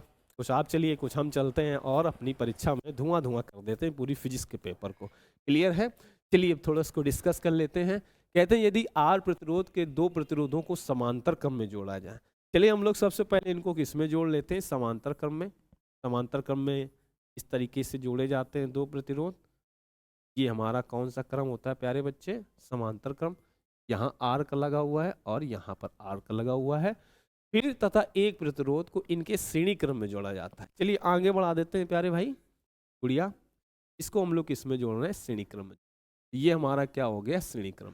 यहाँ पर 2 पॉइंट हैं, एक पॉइंट ए लेट के चलते हैं और दूसरा पॉइंट हम लोग कौन सा लेट करके चलते हैं, बी पॉइंट। ये जो इतना बड़ा तामझाम दिया है वो इस चित्र में समाहित कर लिया हम लोगों ने। कौन सी बात बताई है कि यदि R प्रतिरोध के दो प्रतिरोधों को समांतर क्रम में जोड़ा जाए, तो हमने R प्रतिरोध के दो प्रतिरोधों को समांतर क्रम में जोड़ दिया, तथा एक R प्रतिरोध को इनके श्रेणी क्रम में जोड़ा जाए तो हमने इनके श्रेणी क्रम में जोड़ दिया। तो कह रहे हैं परिणामी प्रतिरोध क्या होगा। प्यारे बच्चे बहुत ध्यान समझना, पहले हम लोग समांतर क्रम वाला सॉल्व करेंगे। सभी लोग जानते हो इस समांतर क्रम का फार्मूला क्या होता है। देखिए समांतर क्रम का फार्मूला प्यारे बच्चे क्या होता है, 1/r इक्वल में 1/r1 प्लस 1/r2। क्लियर है, दो हैं तो हम लोग दो लिख लेते हैं। इसका जो परिणामी प्यारे भाई हम लोग मान के चलते हैं कि 1/r डैश। क्लियर है, परिणामी हम लोग 1/r डैश मान के चलते हैं। तो देखिए 1/r1 जगह r लिख लिया, 1/r2 की जगह 1/r लिख लिया। नहीं समझ में आता आई, फिर समझते हैं। देखिए दो प्रतिरोध हैं, उन्होंने पहले बताया है कि समांतर क्रम इन पैरेलल उनको कनेक्ट किया गया। तो समांतर क्रम में कनेक्ट किया जाए तो समांतर क्रम ने उनको ऐसे कनेक्ट कर दिया। फिर कह रहे हैं कि एक को प्रतिरोध को श्रेणी क्रम में यानी इन सीरीज उन्होंने ऐड कर दिया है, तो इन सीरीज हमने ऐड कर दिया। और पहले हम लोग सॉल्व करने जा रहे हैं समांतर क्रम के बारे में। तो समांतर क्रम के बारे में सॉल्व करेंगे तो समांतर क्रम के प्यारे बच्चे, प्यारी गुड़िया प्यारे गुड्डा, यही तो होता है हमारा फार्मूला समांतर क्रम का, इन पैरेलल का 1/r equal to 1/r1 plus 1/r2। हमने ये मान के चला इनका जो रिजल्टेंट है वो कितना है, r डैश है। तो 1/r प्लस का 1/r, और इनको ऐड करेंगे तो हमारे पास फाइनली जो आ जाएगा वो कितना आ जाएगा, 2/r आ जाएगा। कितना आ जाएगा, 2/r। यानी हम ये कह सकते हैं कि r डैश इक्वल टू हमारे पास क्या आ गया है, r/2 आ गया। तो r डैश इक्वल टू कितना हो गया है, r/2 हो गया। अगर हम लोग चाहें तो अब चित्र को थोड़ा सा मॉडिफाई कर सकते हैं, और मॉडिफाई करने के बाद देखो अब ये हमारा डायग्राम किस तरीके से सीन होगा, कुछ इस तरीके से सीन होगा। ये हम लोग A पॉइंट लेट करके चल रहे हैं और इसको क्या मान के चल रहे हैं, B पॉइंट। अब यहाँ पर जो लगा हुआ है वो कितने लगा हुआ है प्यारे भाई, r/2 का लगा हुआ है, और यहाँ पर कितने लगा हुआ है, r का लगा हुआ है। तो ये A पॉइंट है और वो हमारा B पॉइंट है। अब हमें क्या करना है, इनका रिजल्ट निकालना है। रिजल्टेंट निकालेंगे, कैसे रिजल्टेंट निकालेंगे, देखो रिजल्टेंट का मतलब ये कह सकते हैं इसकी वैल्यू हम लोग r डैश मानेंगे। r डैश की वैल्यू कितनी निकालनी, r/2। तो रिजल्टेंट अगर बात करें तो ये हमारे सामने समांतर क्रम में हम नहीं जुड़े प्यारे भाई, अब ये हमारे जुड़े हैं वो श्रेणी क्रम में जुड़े, क्योंकि इन्होंने लास्ट में हमसे कहा भी था कि इनको किसमें जोड़ा जाएगा, श्रेणी क्रम। तो श्रेणी क्रम का प्यारे भाई फार्मूला क्या होता है, इन सीरीज का प्यारे बच्चे क्या होता है। तो श्रेणी क्रम का फार्मूला होता है, श्रेणी क्रम में r equal to r1 plus r2 plus r3। यानी अगर हमने यहाँ पर फाइनल निकालना चाहे तो हमारे सामने जाएगा r/a/b, मान के चलें r/a/b। ठीक है, तो r/a/b क्या हो जाएगा, r1 जगह हम लोग प्यारे बच्चे क्या लिखेंगे, r/2, और इसकी जगह क्या लिखेंगे, r। देखिए r/2 प्लस का r यहाँ पर हम लोग क्या कर लें, 1 कर लें। तो अपने पास कितना आ जाएगा, देखो r और प्लस में 2r और डिवाइडेड बाई कितना हो जाएगा, 2, r plus 2r divided by 2। यानी कि फाइनल अपने पास जो आ जाएगा वो कितना आएगा, 3r/2। क्या 3r/2 ऑप्शन में है, देखते हैं, चेक करते हैं। पहला ऑप्शन 3r नहीं, दूसरा ऑप्शन 2r बिल्कुल भी नहीं, तीसरा ऑप्शन 3r/2, यानी यही हमारा क्या है, करेक्ट आंसर है। और जब हमारा तीसरा प्यारे बच्चे करेक्ट आंसर आ गया तो चौथा तो ऑलरेडी गड़बड़ होगा, चौथा तो ऑलरेडी गलत होगा। तो क्वेश्चन समझ में आया। तो यदि R प्रतिरोध के दो प्रतिरोधकों को समांतर क्रम में जोड़ा गया है, तो समांतर क्रम में जोड़ा गया तथा एक R प्रतिरोध को इनके श्रेणी क्रम में जोड़ा गया है, तो परिणामी प्रतिरोध होगा। बहुत इत्मीनान से, बहुत बिल्कुल शांति के साथ, सुकून के साथ क्वेश्चन को सॉल्व करते हैं। सबसे पहले हम लोग दो प्रतिरोधों को समांतर क्रम में जोड़ दिए, इसके बाद एक को श्रेणी क्रम में जोड़ दिया। जब हमने समांतर क्रम में सॉल्व करना चाहा तो समांतर क्रम में हमारे सामने क्या आया, 1/r, r1 plus r2 solve किया, जो भी दिया गया वैल्यू, तो हमारे सामने इनका जो सम आया, इनका जो ऐड आया, जिनका जो कनेक्शन आया, इनका जो रिजल्टेंट आया प्यारे भाई वो कितना है, r dash equal to r/2 आया। फिर इन्होंने हमसे कहा था कि श्रेणी क्रम में एक जोड़ दिया गया है, तो हमने क्या किया, एक श्रेणी क्रम में जोड़ दिया। तो श्रेणी क्रम का formula r equal to r1 plus r2 plus r3। तो हमने r/a/b जो मान के पॉइंट चले थे, तो r/a/b इक्वल टू क्या हो जाएगा, इसका फाइनल क्या था, r/2, और इसके साथ एक किसमें टच था, किसमें टच किया गया था, किसमें ऐड किया था, इन सीरीज। तो r/2 प्लस r, और तो r इक्वल टू सॉल्व किया तो हमारे सामने आंसर कितना आ गया, 3r/2। यानी क्वेश्चन नंबर 10 का जो हमारा राइट आंसर है वो कौन सा है, 3r/2। तो प्रश्न अच्छे समझ में आया होगा, थोड़ा सा न्यूमेरिकल था, थोड़ा सा कैलकुलेटिव भी था और बुद्धि को खोलने वाला था प्रश्न, ये दिमाग को खोलने वाला प्रश्न था। जब ऐसे प्रश्न आते हैं आपके सामने एग्जाम में तो आपका विकास जरूर तय है। देखिए कठिन रास्ता आपको विकास की ओर ले जाएगा, सरल रास्ते हमेशा आपको पतन की ओर ले जाते हैं। लेकिन जीवन में जब भी आपको कठिन रास्ते मिले, आपके सामने दो रास्ते हो, एक तरफ कठिन हो एक तरफ आसान हो, तो हमेशा प्यारे भाई कठिन रास्ते को सुनना, क्योंकि जब आप कठिन रास्ते को पार करके निकलेंगे, जब कठिन समस्याओं को पार करके बाहर निकलेंगे तो आप एक बेहतरीन इंसान बनेंगे। आप एक की समाज में, समय में और पूरी सोसाइटी में आपकी क्या होगी, एक अच्छी मिलेगी। सरल सफलता का कोई शॉर्टकट नहीं होता है, तपना पड़ेगा आपको दिन रात, बिना तपे इस दुनिया में कुछ नहीं मिलता। इसलिए कोई भी चीज़ आए जीवन में कभी घबराना नहीं, हमेशा उस पर ईमानदारी के साथ, पूरी की पूरी ये शक्ति के साथ और हर तरीके से आप उस समस्या को क्या करें, फेस करें।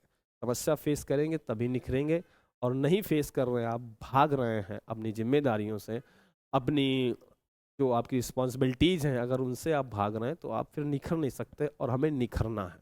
क्लियर है प्यारे बच्चे? तो क्वेश्चन नंबर हमारे सामने 10 आया था। क्वेश्चन नंबर 10 में हमने सीखा कि थोड़ा सा कैलकुलेटिव था लेकिन हमें प्रश्न अच्छे समझ में आया। इसका ऑप्शन क्या था? Option number C is a right answer. चलिए क्वेश्चन नंबर हम लोग बढ़ते हैं 11 की तरफ, देखते हैं 11 नंबर क्वेश्चन में क्या दिया गया है। देखिए question number 11, very good. Question number 11 और धुआंधार है। देखते हैं क्वेश्चन नंबर 11 में क्या है। इसको हम लोग भी क्वेश्चन नंबर 11 को भी हम धुआं करने वाले हैं। देखिए प्रतिरोध R के किसी तार के 5 बराबर भागों में, बहुत बेहतरीन प्रश्न है, बहुत ही शानदार, बहुत ही सुंदर प्रश्न है। प्यारी गुड़िया, प्यारे गुड्डा, बहुत इत्मीनान समझिएगा इस प्रश्न को। कह रहा है कि प्रतिरोध R के किसी तार के टुकड़ों को 5 बराबर भागों में काटा जाता है। इन टुकड़ों को फिर पार्श्वक्रम में संयोजित कर देते हैं। पार्श्वक्रम में संयोजित करते हैं। पार्श्वक्रम प्यारे बच्चे, ये जो आपको शब्द है पार्श्वक्रम, ठीक है। पार्श्वक्रम का मतलब होता है, ध्यान से, पार्श्वक्रम का मतलब होता है समांतर क्रम, ठीक है। पार्श्वक्रम का मतलब क्या होता है प्यारे बच्चे? इसको हम लोग क्या कहते हैं? समांतर क्रम कहते हैं। तो कहीं भी कंफ्यूज मत होना। पार्श्वक्रम अगर आपके सामने शब्द आ जाए पार्श्वक्रम, तो इसका मतलब होता है इन पैरेलल। इन पैरेलल का मतलब होता है हमारा समांतर क्रम, ठीक है। तो समांतर क्रम में संयोजित किया जाता है। संयोजित करने का मतलब होता है प्यारे बच्चे जोड़ा जाता है, ठीक है। यदि कह रहे यदि संयोजन का कुल प्रतिरोध R डैश हो तो R अपॉन R डैश का अनुपात क्या होगा, यानी हमसे रेशियो पूछा गया R अपॉन R डैश का। बिल्कुल मत घबराइए।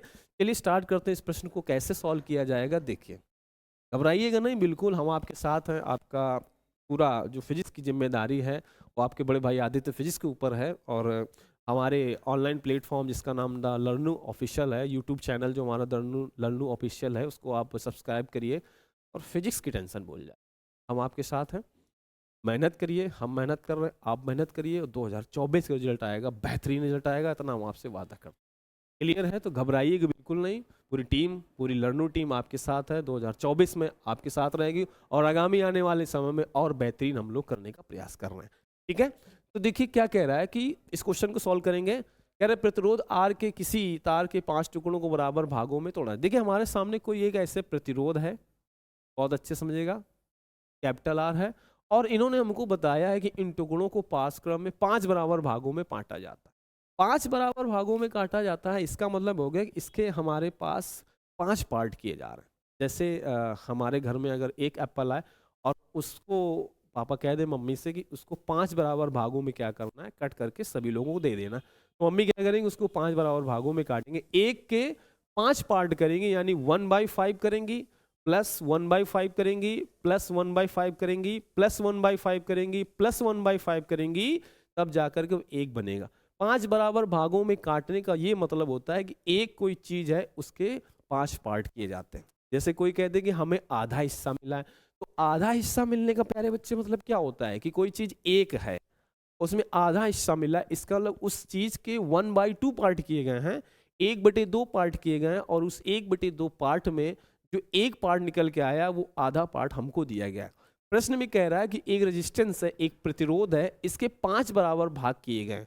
5 बराबर भाग करने का मतलब आप समझे कि एक पार्ट उनका R/5 का होगा, तो दूसरा पार्ट भी R/5 का होगा, तीसरा पार्ट भी r/5 का होगा, चौथा पार्ट भी r/5 का होगा और पांचवा पार्ट भी r/5 का होगा। r/5 मतलब हो गया r/5।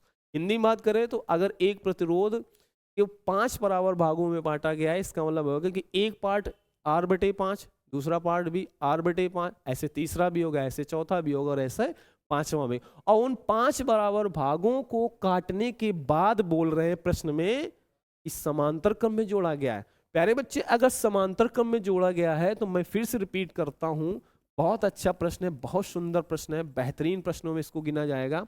समांतर क्रम में अगर किया गया है तो समांतर क्रम में अगर किया गया प्यारे भाई, तो समांतर क्रम का मतलब क्या हो गया कि 1/r equal to r1, r2, r3, r4 और जो भी दिया जाए, जितने भी दिए जाएंगे वो हम राइट कर लेंगे।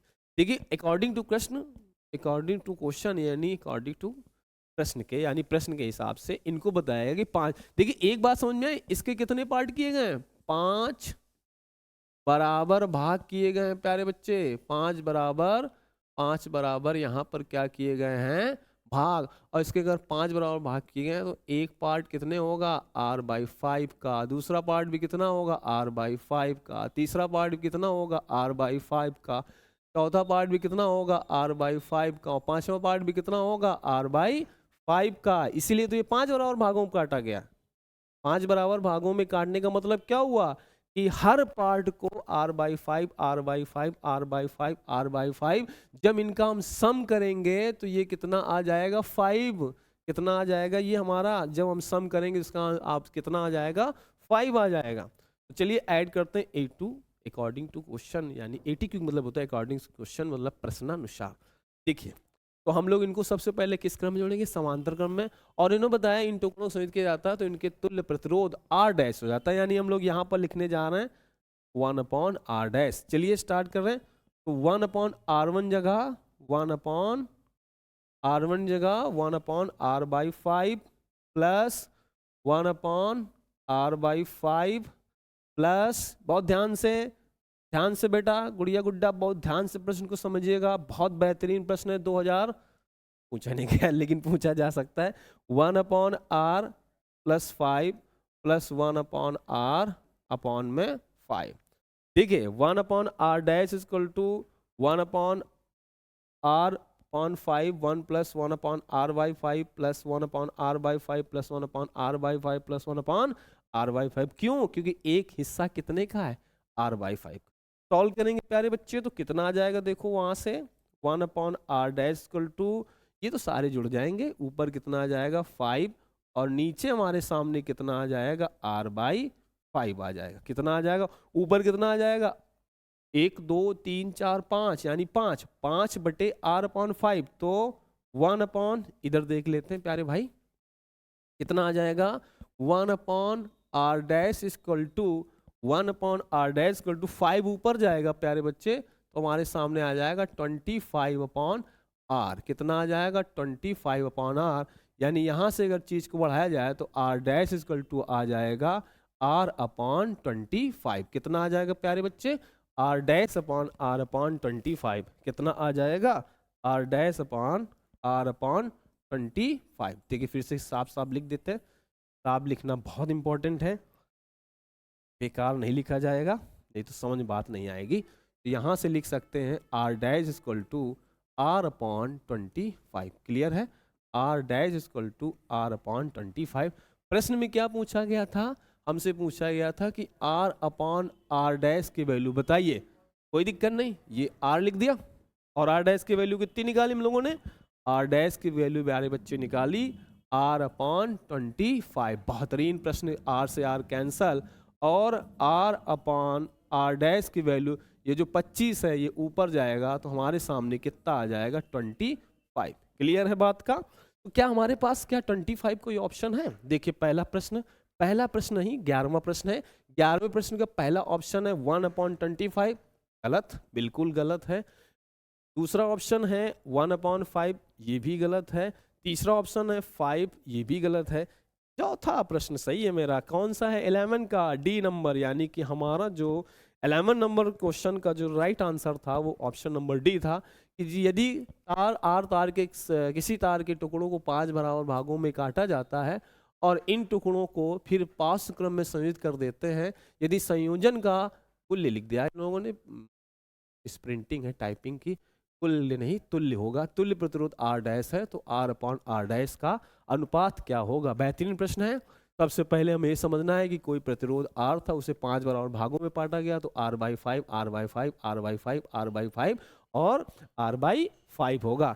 अब इस R/5 को हम लोग पैरेलल में कनेक्ट करना है, पैरेलल में इनको जोड़ना है, तो पैरेलल में यानी समांतर क्रम में जोड़ना, समांतर क्रम का ये फार्मूला होता है अकॉर्डिंग टू क्वेश्चन, प्रश्न के हिसाब से 1 अपॉन R डैश इनका फाइनल था तो R डैश मान लिया गया, 1 अपॉन R/5 वैल्यू पुटअप करते चले गए, हमारे सामने 1 upon R dash equal to आ गया 5 अपॉन R/5। ये 5 ऊपर जाएगा तो अपने पास आ जाएगी वैल्यू, जब 5 ऊपर जाएगा तो 5 5 जो 25 यानी 25/R, तो R डैश इक्वल टू उल्टा हो जाता है प्यारे बच्चे, तो R अपॉन 25 और R अपॉन 25 R डैश की वैल्यू होगी। हमसे पूछा गया था R अपॉन R डैश, तो R upon R dash value R/25, R से R कैंसल, 25 ऊपर गया तो R अपॉन R डैश की वैल्यू कितनी आ गई 25। यानी कि क्वेश्चन नंबर 11 का जो हमारा राइट आंसर था वो दोनों का रेशियो कितना होगा 25। क्लियर है प्रश्न को। चलिए क्वेश्चन नंबर हम लोग 12 की तरफ पढ़ते हैं और क्वेश्चन नंबर 12 क्या कहता है इस पर चर्चा करेंगे। एक बात और समझ लीजिएगा कि आपको ये चीज़ रटनी नहीं है, मैं प्रयास ये कर रहा हूँ कि आपको हर एक क्वेश्चन एक्सप्लेन करके डिस्क्राइब करके दिखा रहा हूँ, तो मेहनत बेकार नहीं जानी चाहिए, हर एक प्रश्न को अच्छे से प्रिपेयर किया करिए। मेहनत नहीं करेंगे तो फिर मामले बिगड़ते हैं कहीं ना कहीं पर। आपकी मेहनत ही आपको एक दिन आपकी ऊंचाइयों तक ले जाएगी। आप अगर मेहनत नहीं कर रहे हैं, दिन रात एक नहीं कर रहे हैं, क्योंकि कंपटीशन बहुत ज़्यादा है, अभी आप 10वीं में हैं, आगे जब बढ़ेंगे कंपटीशन की दुनिया में कदम रखेंगे तो आपको बहुत बड़ा एक कंपटीशन आपका वेट कर रहा है। उस कंपटीशन को फेस करने के लिए आपको अभी से अपने आप को प्रिपेयर रखना है, ईमानदारी के साथ अपनी पढ़ाई पर क्या करना है, फोकस करना।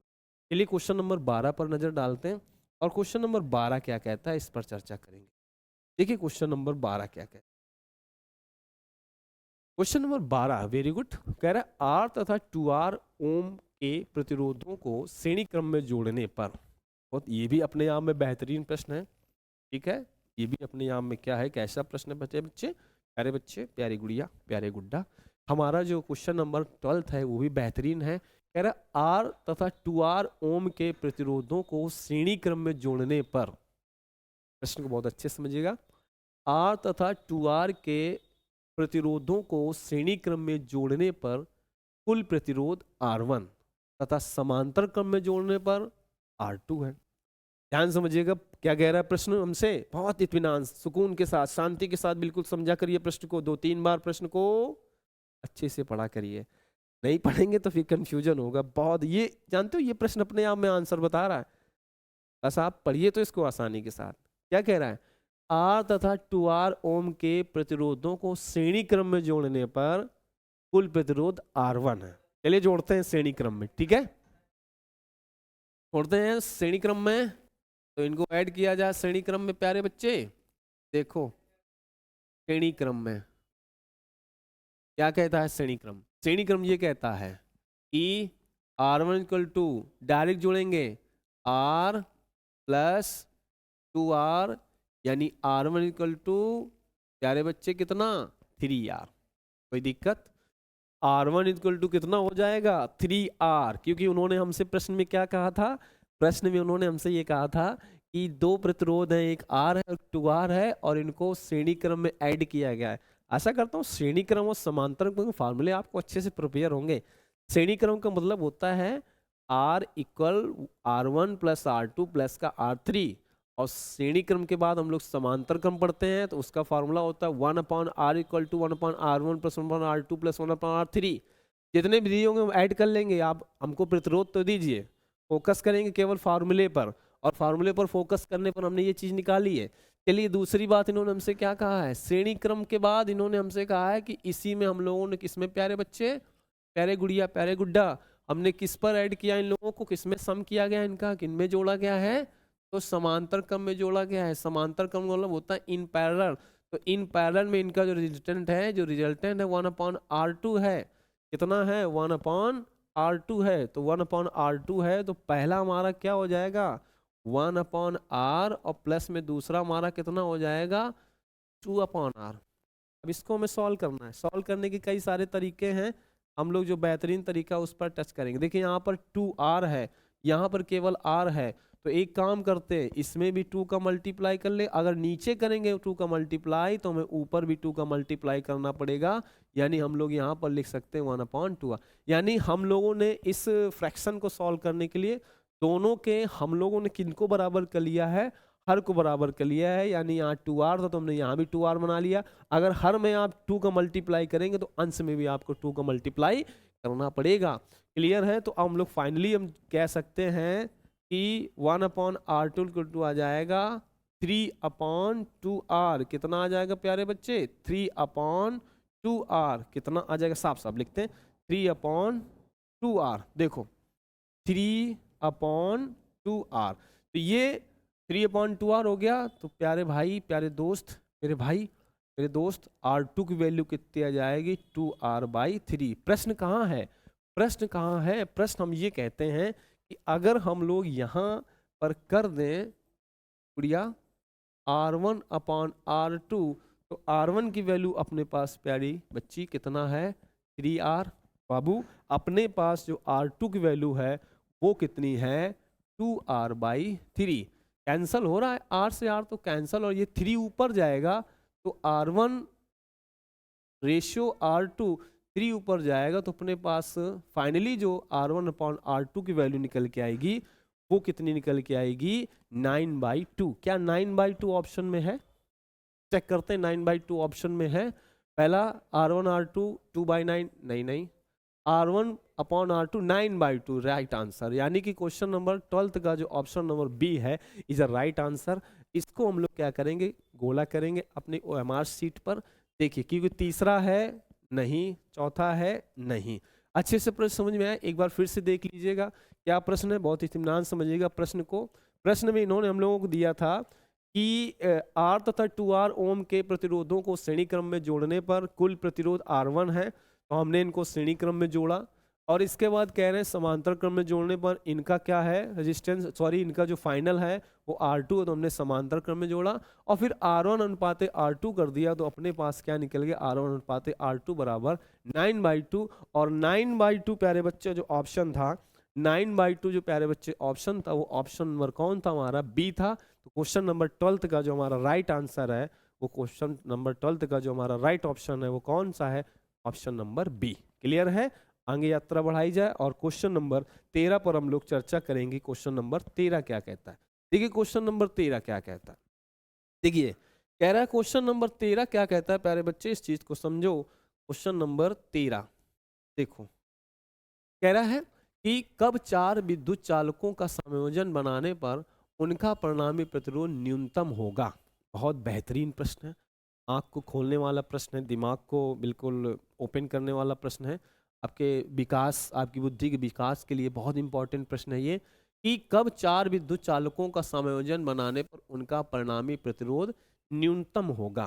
परिणामी प्रतिरोध न्यूनतम होगा। देखिए मैं आपको एक बात समझाता हूँ एक एग्जाम्पल के थ्रू। जैसे मान लीजिए आपके यहाँ एक डैडी, आपके पापा एक सेब लाते हैं और आपके घर में 4 भाई बहन हैं। अब 4 भाई बहन हैं तो पापा तो यही कहेंगे कि चारों में आप इनको इक्वल इक्वल डिवाइड कर दीजिए, इक्वल इक्वल डिस्ट्रीब्यूट कर दीजिए, बांट दीजिए। यानी उस 4 भाई बहनों में आपको उस सेब का 1/4 पार्ट मिलेगा, यानी 1/4 पार्ट आपको मिलेगा। यानी उसमें आपको देखा जाए तो वो जो आपके साथ कंडीशन रखी गई वो समांतर क्रम वाली रखी गई है। तो जब भी किसी प्रतिरोध को हमें न्यूनतम करना होता है, जब भी किसी प्रतिरोध के सम को, परिणामी को या रिजल्टेंट को या उनके योग को अगर हमें न्यूनतम करना होता है तो हम ये प्रश्न, ये प्रयास करते हैं कि उसको ऐड जो किया जाए वो समांतर क्रम में, प्यारे बच्चे, प्यारे दोस्त, मेरे भाई, मेरे दोस्त, उसको किस में किया जाए, समांतर क्रम में ऐड करेंगे। अगर प्रतिरोध का संयोजन हमें कम से कम चाहिए, हमें न्यूनतम से न्यूनतम चाहिए, तो हम प्रयास ये करेंगे, प्रयास करेंगे नहीं, ऐसा होता है कि उसको आप समांतर क्रम में ऐड करें। देखिए आप इसी से समझ लीजिए, जब हम किसी चीज को श्रेणी क्रम में ऐड करते हैं, देखिए जब हम किसी चीज को इन सीरीज में करते हैं, श्रेणी क्रम में करते हैं, श्रेणी क्रम का फॉर्मूला क्या कहता है? R equal to R1 plus R2 plus 1, sorry ये तो गलत हो गया, ये गलत हो गया। श्रेणी क्रम का फॉर्मूला देखो, सॉरी बेटा, यहाँ पर श्रेणी क्रम का फॉर्मूला क्या होता है? R equal to R1 plus R2 plus R3।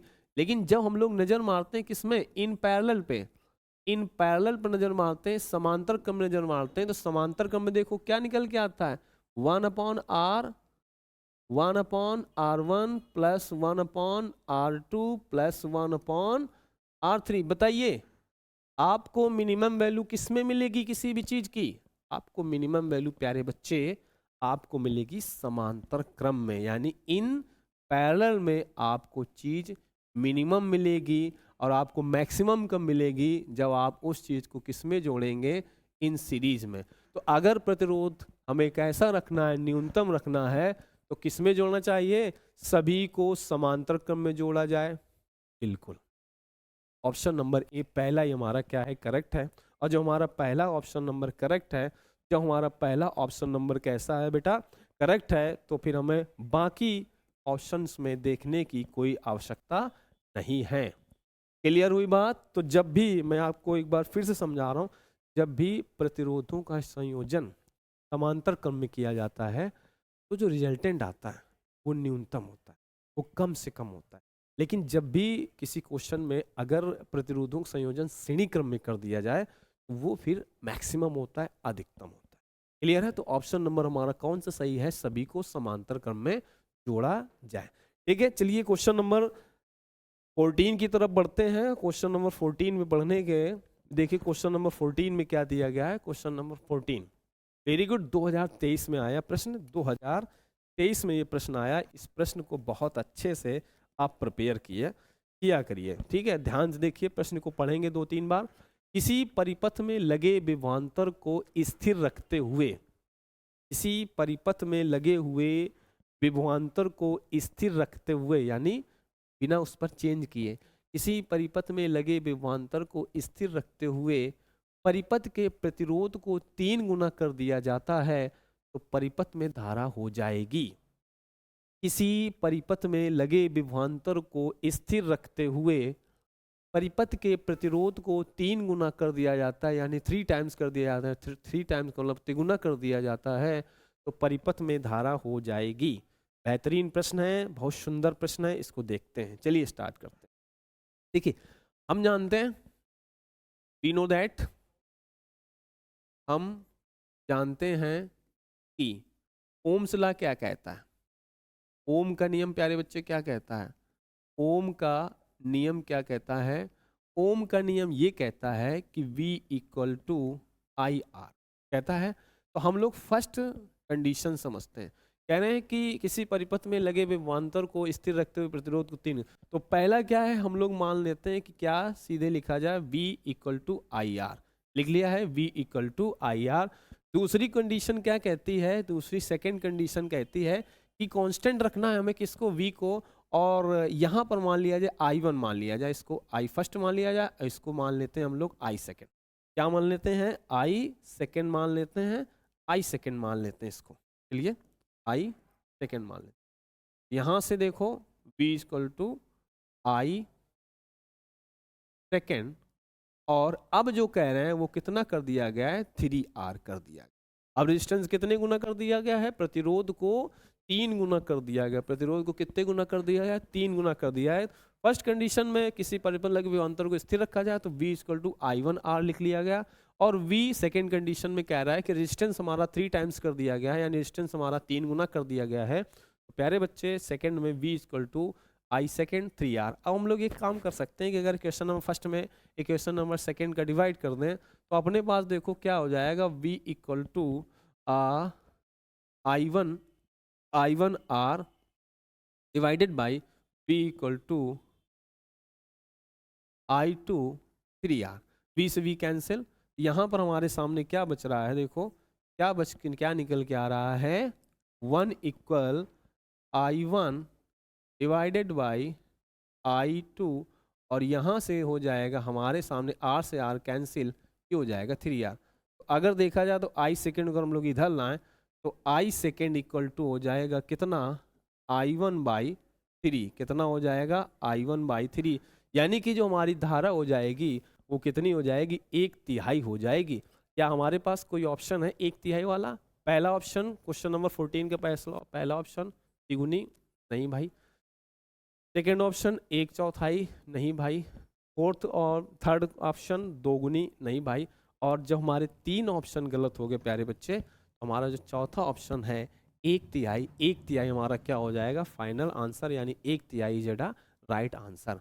फिर से समझेंगे, किसी परिपथ में लगे विभवांतर को स्थिर रखते हुए परिपथ के प्रतिरोध को 3 गुना कर दिया जाता है तो परिपथ में धारा हो जाएगी। समझने के लिए बना रहे ओम का नियम V = IR। तीसरे में कह रहे हैं तो V = I1R लिख लिया। फिर कह रहे हैं परिपथ को 3 गुना तो V = I second 3R। 3R क्यों किया गया, क्योंकि प्रतिरोध को कितना कर रहे थे, 3 गुना, तो यहाँ पर कर लिया गया 3R। फिर दोनों को डिवाइड कर लिया, V से V तो 1, और यहाँ I1 और यहाँ I second × R। I second कर लेंगे तो पहली से कितनी हो जाएगी, हमारी कितनी हो गई, तिहाई। यानी इसका मतलब क्या हो गया, 1/3, और फर्स्ट का यानी हमारी जो करंट हो जाएगी, जो हमारी धारा हो जाएगी, वो कितनी हो जाएगी, 1/3। आया प्रश्न समझ में? तो क्वेश्चन नंबर हमारा 14 का जो हमारा ऑप्शन नंबर डी है इज अ राइट आंसर है। क्वेश्चन नंबर 14 का डी हमारा कैसा है, राइट आंसर। और हम लोग प्यारे बच्चे अब बढ़ते हैं क्वेश्चन नंबर 15 की तरफ। देखिए क्वेश्चन नंबर 15 भी एक न्यूमेरिकल है, उसको अच्छे से क्लियर करेंगे। कह रहा है किसी विद्युत परिपथ में 2 ओम, किसी विद्युत परिपथ में, हमारे सामने कोई एक सर्किट है, किसी विद्युत परिपथ में 2 ओम, 4 ओम और 6 ओम के 3 प्रतिरोध श्रेणी क्रम में जुड़े हैं। कितने कितने हैं, 2 ओम, 4 ओम और 6 ओम के 3 प्रतिरोध श्रेणी क्रम में जुड़े हैं। परिपथ में 2 एम्पियर की धारा प्रवाहित हो रही है। परिपथ में 2 एम्पियर की धारा प्रवाहित हो रही है। प्रत्येक प्रतिरोध के सिरों के बीच विभवांतर क्रमशः होंगे 2023 EM। प्रश्न पत्र नंबर EM यानी सेट नंबर EM पे आए। देखिए बहुत अच्छे से समझिएगा इस प्रश्न को, बहुत ही इत्मीनान से, बहुत ही अच्छे से इस प्रश्न को क्या करिएगा, आप समझिएगा क्या है इसका मैटर। चलिए समझिए। कह रहा है कि किसी विद्युत प्रतिरोध में 2 ओम, 4 ओम, 6 ओम के 3 प्रतिरोध श्रेणी क्रम में जुड़े। तो हमने क्या किया, एक ऐसे एक परिपथ बना लिया इस तरीके से, और इसमें हम लोग यहाँ पर 2 ओम ऐसे ओमेगा, यहाँ पर 4 ओम और यहाँ पर 6 ओम। क्लियर है? किसी विद्युत परिपथ में 2 ओम, 4 ओम, 6 ओम के प्रतिरोध श्रेणी क्रम में जुड़े, तो हमने इनको श्रेणी क्रम में जोड़ दिया। परिपथ में 2 एम्पीयर की धारा प्रवाहित हो रही है, यानी यहाँ से प्यारे बच्चे जो करंट फ्लो हो रही है पूरे सर्किट में, पूरे परिपथ में, वो कितनी हो रही है, 2 एम्पीयर की। अगर 2 एम्पीयर की धारा इधर एंट्री कर रही है, 2 एम्पीयर की धारा इधर क्या करेगी, एग्जिट करेगी, क्योंकि श्रेणी क्रम में धारा का मान कैसा रहता है, समान रहता है। श्रेणी क्रम में धारा का मान बिल्कुल एक जैसा रहता है। इन्होंने हमसे पूछा है कि प्रत्येक प्रतिरोध के सिरों के बीच विभवांतर क्रमशः होंगे। प्रत्येक प्रतिरोध के सिरों के बीच विभवांतर क्रमशः होंगे, यानी कि हमें यह भी पता है कि श्रेणी क्रम में विभवांतर के मान अलग अलग होते हैं, लेकिन समांतर क्रम में विभवांतर के मान सेम होते हैं। देखिए फिर समझिए, श्रेणी क्रम में धारा का मान सेम होता है, यानी श्रेणी क्रम में धारा का मान समान होता है। लेकिन जब समांतर क्रम की बात करते हैं तो समांतर क्रम में क्या होता है, विभव या विभवांतर का मान कैसा होता है, सेम होता है। तो हम लोग अगर देखा जाए तो इनके सिरों के बीच का विभवांतर क्या लेट के मान के चले कि V1 है, इनके सिरों के बीच का विभवांतर V2 है, और इनके सिरों के बीच का विभवांतर क्या है, V3 है। अकॉर्डिंग टू ओम्स लॉ, ओम के नियम के अनुसार, ओम के नियम के अनुसार, ओम के नियम के अनुसार बेटा V = क्या होता है, IR। V = क्या होता है, IR। तो अगर हम लोग V = IR होता है तो यहाँ से लगा लें V1 = IR1, यहाँ से क्या हो जाएगा V2 = IR2, और यहाँ से क्या हो जाएगा V3 = IR3। चलिए प्रयास करते हैं V1 की वैल्यू फाइंड आउट करेंगे प्यारे गुड़िया, प्यारे बच्चे। देखो I1 यानी I की वैल्यू 2 और R1 की वैल्यू 2, यानी V1 = अपने पास कितना आ जाएगा, 4 वोल्ट आ जाएगा। कितना आ जाएगा? 4 वोल्ट। V2 की बात मेरे भाई मेरे दोस्त की जाए तो ये वैल्यू 2, R2 की वैल्यू कितनी? 4। तो V2 इजकल टू 4 टू जा 8 वोल्ट। कितना हो गया? 4 टू जा 8 वोल्ट। और अगर V3 की बात की जाए तो V3 की वैल्यू कितनी हो जाएगी? 2 इंटू कितनी वैल्यू है? 6 है। तो V3 इजकल टू क्या हो जाएगा? 6 दूनी 12, और यहाँ पर मामला वोल्ट में। ध्यान से समझिएगा। तो हमारे सामने V1 की वैल्यू आ गई, ये V2 की वैल्यू आ गई, और ये किसकी वैल्यू आ गई? V3 की। यानी 4, 8 और 12। कौन सा ऑप्शन है हमारा? 4 वोल्ट, 8 वोल्ट, 12 वोल्ट। 4, 8 बिल्कुल सही है। पहला ही ऑप्शन हमारा मिल रहा है। तो इसका मतलब जो हमारा पहला ऑप्शन मिल गया, तो बाकी के 3 ऑप्शन जो है हमारे वो कैसे होंगे? गलत होंगे। यानी कि पहला ऑप्शन हमारा क्या आया? 4 वोल्ट, 8 वोल्ट और 12 वोल्ट। फिर से समझेंगे ध्यान से प्रश्न को अच्छे से, कि किसी विद्युत परिपथ में 2 ओम, 4 ओम और 6 ओम के 3 प्रतिरोध श्रेणी क्रम में जुड़े हैं। परिपथ में 2 एम्पियर की धारा प्रवाहित हो रही है। अगर परिपथ में 2 एम्पियर की धारा फ्लो की जा रही है तो प्रत्येक प्रतिरोध की श्रेणियों के बीच विभवांतर क्रमशः होंगे। ऑप्शन है ए, बी और सी और डी। तो हमने ये 3 प्रतिरोधों को श्रेणी क्रम में जोड़ दिया, 2 ओम, 4 ओम और 6 ओम। इनमें से 2 एम्पियर की करंट को भी फ्लो करा दिया। पहले वाले की श्रेणियों के बीच का पोटेंशियल डिफरेंस यानी विभवांतर हमने V1 मान लिया, दूसरे वाले का V2 मान लिया और तीसरे वाले का V3 मान लिया। ओम का नियम कहता है कि ओम के नियम के अनुसार V इक्वल टू IR। तो अगर हम लोग पहले वाले को देखें तो V1 इक्वल टू IR1, दूसरे वाले में देखें तो V2 इक्वल टू IR2 और तीसरे में देखें तो V3 equal to IR3। Value I1 R1 की वैल्यू 2, तो 2 2 जा 4, यानी V1 की वैल्यू 4 वोल्ट, V2 की वैल्यू 8 वोल्ट और V3 की वैल्यू 12 वोल्ट, जो कि हमारे ऑप्शन नंबर ए में क्या थे? अवेलेबल थे। तो क्वेश्चन नंबर 15 का जो हमारा है option number A is a right answer. चलिए क्वेश्चन नंबर 16 की तरफ बढ़ते हैं, और क्वेश्चन नंबर 16 क्या कहता है इस पर चर्चा करते हैं। क्वेश्चन नंबर 16 क्या कहता है? देखिए, ये तो बहुत इजी प्रश्न है। क्वेश्चन नंबर 16 ये तो ओरली हम लोग अच्छे से ध्यान रखेंगे। क्या कह रहा है क्वेश्चन नंबर 15? किसी धातु के तार में विद्युत धारा का प्रवाह होता है 2015, 2017, 2019। किसी धातु के तार में विद्युत का प्रवाह होता है, किसी धातु के तार में विद्युत का प्रवाह होता है। ऑप्शन नंबर ए है मुक्त इलेक्ट्रॉनों के द्वारा, ऑप्शन नंबर बी है प्रोटॉनों के द्वारा, ऑप्शन नंबर सी है आयनों के द्वारा, ऑप्शन नंबर डी है किसके द्वारा प्यारे बच्चे? इसके द्वारा लिखा हुआ है न्यूट्रॉनों के द्वारा। मेरी बात हमेशा ध्यान रखिएगा सभी लोग, कि किसी भी मेटल में, किसी भी धातु में जो फ्लो ऑफ करंट होता है ड्यू टू फ्री इलेक्ट्रॉन्स होता है। फ्री इलेक्ट्रॉन्स का मतलब होता है मुक्त इलेक्ट्रॉनों की वजह से होता है।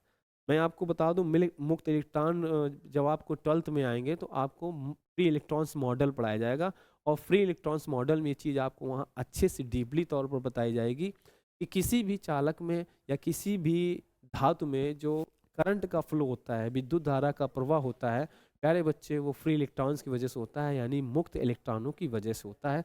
तो मुक्त इलेक्ट्रॉनों की वजह से होगा, यानी इसका ऑप्शन नंबर ए हमारा सही है कि किसी धातु के तारों में विद्युत धारा का प्रवाह होता है। कौन सा होता है? मुक्त इलेक्ट्रॉनों के द्वारा, प्रोटॉनों के द्वारा नहीं, आयनों के द्वारा नहीं, न्यूट्रॉनों के द्वारा नहीं। यानी किसी धातु के तार में विद्युत धारा का जो प्रवाह होता है वो किसके द्वारा होता है? मुक्त इलेक्ट्रॉनों के द्वारा। आगे यात्रा बढ़ाई जाए। अरे भाई हम लोग क्या देख रहे थे? क्वेश्चन नंबर 17 देख रहे हैं, और क्वेश्चन नंबर 17 जो है अपने आप एक बेहतरीन प्रश्न है। इसमें आपको कई सारी चीज़ें हम आपको बताने वाले हैं, सिखाने वाले हैं। और जब भी ये चीज़ें मैं आपको सिखा दूँ, जब भी इस टाइप का कोई क्वेश्चन आपके सामने किसी भी एग्जाम में आएगा तो आप तुरंत क्लिक करेंगे कि नहीं भैया ये प्रश्न हमको बता रखा है। देखिए मैं आपको कुछ चीज़ें बता रहा हूँ, इन चीज़ों पर फोकस किया करिए, समझिएगा बात को। 2-3 चीज़ें मैं आपको लाइफ में, पूरी फिजिक्स में आपको 2-3 चीज़ें बताने जा रहा हूँ, कहीं पर भी देखने को मिले तो आप समझिए। जब भी आपको फिजिक्स में, ध्यान समझिएगा प्यारे भाई, फिजिक्स में क्या होगा, जब भी आपको ये शब्द मिल जाए मिली, ध्यान समझिएगा, जब भी आपके सामने क्या शब्द मिल जाए मिली, तो मिली का मतलब होता है 10 की पावर -3। मिली का मतलब प्यारे बच्चे क्या होता है? 10 की पावर -3 होता है। मिली के साथ साथ अगर हम लोग आगे बात बढ़ाएं तो दूसरी बात हमारे सामने आ जाएगी माइक्रो, और माइक्रो का मतलब होता है 10 की पावर -6। माइक्रो का मतलब कितना होता है प्यारे बच्चे? 10 की पावर -6 होता है। अगर हमारे सामने कहीं पर भी आ जाए नैनो, क्या आ जाए प्यारे बच्चे? नैनो, तो नैनो का मतलब होता है 10 की पावर -9। नैनो का मतलब क्या होता है प्यारे बच्चे, 10 की पावर -9। और आपके सामने अगर कहीं पूरी फिजिक्स में एक शब्द आ जाए पीको, पीको शब्द आ जाए तो पीको का मतलब होता है 10 की पावर -12। पीको का मतलब होता है 10 की पावर -12। और कहीं पर भी आपके सामने आ जाए एक नया शब्द है फर्मी, तो फर्मी का मतलब होता है 10 की पावर माइनस का 15। 10 की पावर माइनस का 15, फर्मी का मतलब क्या होता है बेटा, 10 की पावर -15। तो ध्यान समझिएगा, 10 की पावर -15। और लगे हाथ एक चीज और आपको बता दे रहे हैं कि एंगस्ट्रॉम कहीं पर आ जाए तो इसका मतलब होता है 10 की पावर -10 मीटर। प्रश्न ये है, कंडीशन ये है कि आपको चीज किसमें दी गई है। तो मिली शब्द प्यारे बच्चे, जब भी आपको लाइफ में कहीं पर आ जाए मिली एम्पियर, मिली कूलाम, मिली ओम, तो मिली मतलब कितनी मिली, तो हमें 3 मिली, यानी 10 की पावर कितनी हो जाती है, -3। मिली शब्द आपको ये बताता है 10 की पावर -3। प्यारे बच्चे कहीं पर भी आपके सामने आ जाए माइक्रो, तो माइक्रो का मतलब होता है 10 की पावर -6 होता है। माइक्रो का मतलब प्यारे बच्चे कितना होता है, 10 की पावर -6। और कहीं पर भी आपके सामने आ जाए नैनो, तो नैनो देखो, नैनो नैनो तो खुद कह रहा है कि मैं तो 9 हूं, तो नैनो को मतलब क्या होता है 10 की पावर -9। इसके बाद कहीं पर ही आपके सामने आ जाए पीको, पीको पीको क्या होता है 10 की पावर -12 होता है। फर्मी जो होता है वो 10 की पावर -15 होता है। और एक एंगस्ट्रॉम की जो वैल्यू होती है वो कितनी होती है, 10 की पावर -10। अब हम लोग प्रश्न की तरफ बढ़ते हैं। इस चीज को आप नोटिस कर लीजिएगा इंपॉर्टेंट नोट्स में, ये आगे भी आपको जब क्लास 12th में जाएंगे तब भी आपको ये चीजें देखने को मिलेंगी, जब भी आप इलेक्ट्रिसिटी वहां पर पढ़ रहे होंगे। तो अब हमारे सामने जो प्रश्न था कि 1 माइक्रो ओम का मान होता है, 2016 में आया, तो आप अब आंख मूंद के बता सकते हैं कि नहीं भैया 1 माइक्रो ओम का मान 10 की पावर -9 ओम, नहीं, बिल्कुल गलत। 10 की पावर -6 माइक्रो, 10 की पावर -6, यानी क्वेश्चन नंबर 17 का जो है आंसर नंबर बी है वो कितना है, 10 की power -6 ohm is right answer. जब हमारा एक हमको आंसर राइट मिल गया तो बाकी सारे जो हमारे ऑप्शन होंगे हमारे लिए व्यर्थ हैं। यानी कि अगर 1 माइक्रो ओम की बात करेगा तो 1 माइक्रो ओम बराबर प्यारे बच्चे कितना हो जाएगा, 10 की पावर -6। ऐसी क्वेश्चन में अगर कह देता 1 नैनो ओम तो 10 की पावर -9 ओम। अगर आपसे इसी में कह देता 1 मिली ओम तो इसका मतलब होता है 10 की पावर माइनस का कितना, 3। क्लियर है मेरे भाई। तो इन चीज़ों को आप अच्छे से कॉपी में नोट कर लीजिएगा, इंपॉर्टेंट नोट पॉइंट लगाकर रेड पेन से राइट कर लीजिएगा कि मिली शब्द कहीं मिल जाए 10 की पावर -3, माइक्रो शब्द कहीं मिल जाए तो 10 की पावर -6, नैनो शब्द कहीं पर मिल जाए तो 10 की पावर कितना प्यारे बच्चे हो जाएगा, नैनो मतलब होता है 10 की पावर -9। और आपके सामने कहीं पर भी अगर पीको शब्द मिल जाए प्यारे भाई, प्यारे दोस्त, प्यारे गुड़िया, प्यारे गुड्डा, तो उसका मतलब क्या होता है 10 की पावर -9। और पीको शब्द मिलेगा तो 10 की पावर -12। और अगर आपको पीको शब्द के बाद फर्मी शब्द मिल जाए तो फर्मी का मतलब होता है 10 की पावर -15। और अगर आपके सामने एंगस्ट्रॉम आ जाएगा तो 10 की पावर -10। वो डिपेंड करता है कि क्वेश्चन में हो सकता है आपको मीटर में दे, ओम में दे दे, वोल्ट में दे दे, वो क्वेश्चन पर डिपेंड करता है। जैसे इन्होंने 1 माइक्रो ओम कहा तो 1 माइक्रो ओम इक्वल टू 10 की पावर -6 ओम। क्लियर है। तो क्वेश्चन नंबर 17 से हमें और भी कई सारी चीजें देखने को मिली। पढ़ते हैं अपने अगले क्वेश्चन, क्वेश्चन नंबर 18 की तरफ, और ये देखते हैं क्वेश्चन नंबर 18 हमसे क्या कहता है। देखिए क्वेश्चन नंबर 18 क्या कहता है, ध्यान समझिएगा। किसी तार की लंबाई उसकी प्रारंभिक लंबाई को 3 गुना करने पर उसका प्रतिरोध हो जाएगा। किसी तार की लंबाई उसकी प्रारंभिक लंबाई की 3 गुना करने पर उसका प्रतिरोध हो जाएगा। बेहतरीन प्रश्न है, दिमाग को विकसित करने वाला प्रश्न है, अच्छे से समझिएगा इस प्रश्न को। इसकी एक सामने आपके सामने मैं ट्रिक टाइम में बता रहा हूँ कि किसी तार की लंबाई अगर उसकी प्रारंभिक लंबाई की 3 गुना कर दी जाए तो उसका प्रतिरोध कितना हो जाएगा। याद रखिएगा प्यारे बच्चे, ये कैसे एस टाइप के क्वेश्चन को हम लोग कैसे करते हैं, देखो आर डैश इक्वल, आप लोग ध्यान से पढ़ लीजिएगा, इसका एक ट्रिक होता है R dash equal to N square R. R dash equal to कितना हो जाता है, N square R. R dash equal to कितना इसका है, शॉर्ट ट्रिक टाइप में है कि जब भी ये खींच करके लंबाई का 3 गुना, 4 गुना, 5 गुना, 10 गुना, 10, 20 गुना, 50 गुना, कितने भी गुना कर दे, आपको केवल याद रखना है कि जो नया प्रतिरोध होगा, नया प्रतिरोध हमारा आर डैश होगा वो एन स्क्वायर आर होगा। देखिए जिसमें कि एन की इसमें वैल्यू प्यारे बच्चे कितनी दी गई, यहाँ पर एन की वैल्यू दी गई है 3, क्योंकि लंबाई कितने गुना कर दी गई है, 3 गुना। तो नया जो प्रतिरोध हो जाएगा वो आर डैश इक्वल टू कितना हो जाएगा, 3 का होल स्क्वायर, और यहाँ से आर, यानी आर डैश इक्वल टू कितना हो जाएगा 9R, यानी नया प्रतिरोध कितने गुना होगा प्यारे बच्चे, 9 गुना।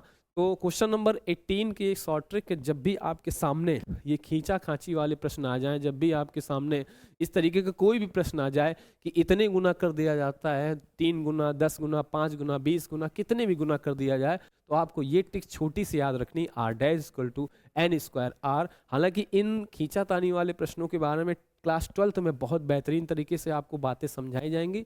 अभी मैं क्या कह रहा हूँ, जितनी बातें हमारे लेवल की हैं, जितनी हमारी सिलेबस की हैं, उतनी बातों को हम लोग अच्छे से क्या करते हैं मेरे भाई, फोकस करते हैं। क्लियर है? क्वेश्चन नंबर 18 कंफर्म हुआ, क्या था, 9 गुना हो जाएगा आंसर। क्वेश्चन नंबर 19 की तरफ पढ़ते हैं प्यारे भाई, और क्वेश्चन नंबर 19 क्या कहता है, इस पर चर्चा करते हैं। क्वेश्चन नंबर 19 कहता है कि किसी विद्युत चालक का प्रतिरोध निम्नलिखित में किस बात पर निर्भर नहीं करता। किसी विद्युत चालक का प्रतिरोध निम्नलिखित किस बात पर निर्भर नहीं करता। ध्यान समझिएगा, ये प्रश्न आपको क्या करा चुके हैं एग्जाम में, जब आपको मैंने लास्ट क्लास करवाई तो अच्छे से हमें पता है कि ये क्लास हम आपको करवा चुके हैं। और इस क्लास में मैंने आपको बताया था कि चालक की डिपेंडेंसी यानी चालक का जो प्रतिरोध होता है किन किन बातों पर निर्भर नहीं करता। मैं फिर से कह रहा हूँ, कभी भी किसी प्रश्न को आप जल्दबाजी मत किया करिए, क्योंकि जल्दबाजी में प्रश्न अक्सर क्या हो जाते हैं प्यारे भाई, गलत हो जाते हैं। उन गलत प्रश्नों को लेकर हम आगे लाइफ में नहीं बढ़ सकते। बहुत ध्यान समझिएगा क्या कहता है हमसे ये प्रश्न, इस चीज़ को अच्छे से आप समझिएगा। प्रश्न हमसे कहता है कि किसी विद्युत चालक का प्रतिरोध निम्नलिखित किस बात पर निर्भर नहीं करता है। किस पर नहीं करता है, निर्भर नहीं करता है। चालक की लंबाई पर बिल्कुल करता है। चालक की लंबाई पर याद होगा आर डायरेक्टली प्रोपोर्शनल टू बताया गया था एल, या आर बार रॉयल अपॉन ए था। फिर चालक के घनत्व पे बिल्कुल करता है, चालक अनुप्रस्थ बिल्कुल करता है। किस पर नहीं करता है, मैं बार बार क्वेश्चन को रिपीट कर रहा हूँ, आपको ये चीज बहुत अच्छे से मैं आपको बताना चाहता हूँ कि जब भी आप कोई भी प्रश्न कहेंगे उसको पूरा पढ़िए, ध्यान से पढ़िए। देखिए जल्दी जल्दी में निर्भर करता है, आप कोई भी क्वेश्चन लगाकर चले आएंगे फिर आपका आंसर वो गलत हो जाएगा। यहाँ पर कह रहा था निर्भर नहीं करता, तो किस पर निर्भर नहीं करता है, चालक के आकार पर निर्भर नहीं करता है। यानी ये हमारा जो इस 19 नंबर क्वेश्चन का क्या है, राइट आंसर है कि किस पर निर्भर नहीं करता है, चालक के आकार पर निर्भर नहीं करता। चलिए बढ़ते हैं अपनी यात्रा को, विशेष प्रश्न नहीं था इसमें। और क्वेश्चन नंबर अंतिम जो हमारा है क्वेश्चन नंबर 20 है। ये क्वेश्चन नंबर 20 को हम लोग अच्छे समझ करके अपनी यात्रा को ये विराम करेंगे आज। देखिए क्वेश्चन नंबर 20 प्यारे बच्चे क्या कहता है। क्वेश्चन नंबर 20 हमसे कहता है, क्या कहता है, ध्यान से पढ़ेंगे क्या हमसे कह रहे हैं। कह रहे हैं कि एक तार से प्रति सेकंड 10 इलेक्ट्रॉन का आवेश प्रवाहित हो रहा है, तो इस तार में प्रवाहित धारा का मान क्या होगा। फिर से सुनेंगे, एक तार से प्रति सेकंड 10 इलेक्ट्रॉन आवेश प्रवाहित कर हो रहा है, तो इस तार में प्रवाहित धारा का मान क्या होगा। 2017 में प्रश्न आया है प्यारे बच्चे, बहुत ध्यान समझिएगा। मैंने हर बार कहा है जब भी आप न्यूमेरिकल लगाएं तो इस चीज़ का विशेष ध्यान रखें, क्या दिया गया है और क्या पूछा गया। अब हम लोग सबसे पहले वो चीज़ें अपनी कॉपी में राइट करेंगे जो चीज़ें इन्होंने दी है। क्या क्या दिया गया है, एक तार से प्रति सेकंड। देखिए प्रति सेकंड, अगर इन्होंने हमको कह दिया प्रति सेकंड, इसका मतलब टी का मान हमारे लिए क्या हो गया प्यारे बच्चे, 1 सेकंड हो गया। टी का मान क्या हो गया, 1 सेकंड हो गया। 10 इलेक्ट्रॉन यानी एन की वैल्यू हमारे सामने कितनी हो गई, 10। आवेश प्रवाहित हो रहा है, तो इस तार में प्रवाहित धारा का मान, यानी हमसे प्यारे बच्चे क्या पूछा जा रहा, आई पूछा जा रहा है। यानी एन दिया गया है, टी दिया गया है और हमसे आई पूछी जा रही है। देखिए हमने क्या पढ़ा है, Q इक्वल टू हम लोगों ने क्या पढ़ रखा है, I T. Q equal to क्या पढ़ रखा है, आई टी। तो यहाँ से आई इक्वल टू प्यारे बच्चे क्या हो जाएगा, प्यारे भाई प्यारे दोस्त, आई इक्वल टू हो जाएगा Q अपॉन टी। भैया लेकिन Q की वैल्यू तो दी नहीं गई, तो कैसे सॉल्व करेंगे। बिल्कुल मत घबराइए, Q की वैल्यू नहीं दी गई, लेकिन Q की वैल्यू निकालने के लिए कई सारी चीज़ें हमको दी गई हैं। क्या हम Q इक्वल टू यहाँ पर नहीं राइट कर सकते, एनी। पढ़ा नहीं हम लोगों ने, Q इक्वल टू क्या पढ़ाया गया था, एनी। यानी जब भी मैंने फर्स्ट क्लास आपके इलेक्ट्रिसिटी के लिए थी, जो हमारी एक 1 शॉट वीडियो थी, मैंने आपको बताया था कि जब भी किसी एक बॉडी को दूसरी बॉडी में रब किया जाता है, या तो इलेक्ट्रॉन जाते हैं या तो इलेक्ट्रॉन आते हैं। ऐसी कंडीशन में अगर आवेश की जो वैल्यू अगर फाइंड आउट करनी हो तो कौन सा फार्मूला अप्लाई करते हैं, Q equal to N E write करते हैं।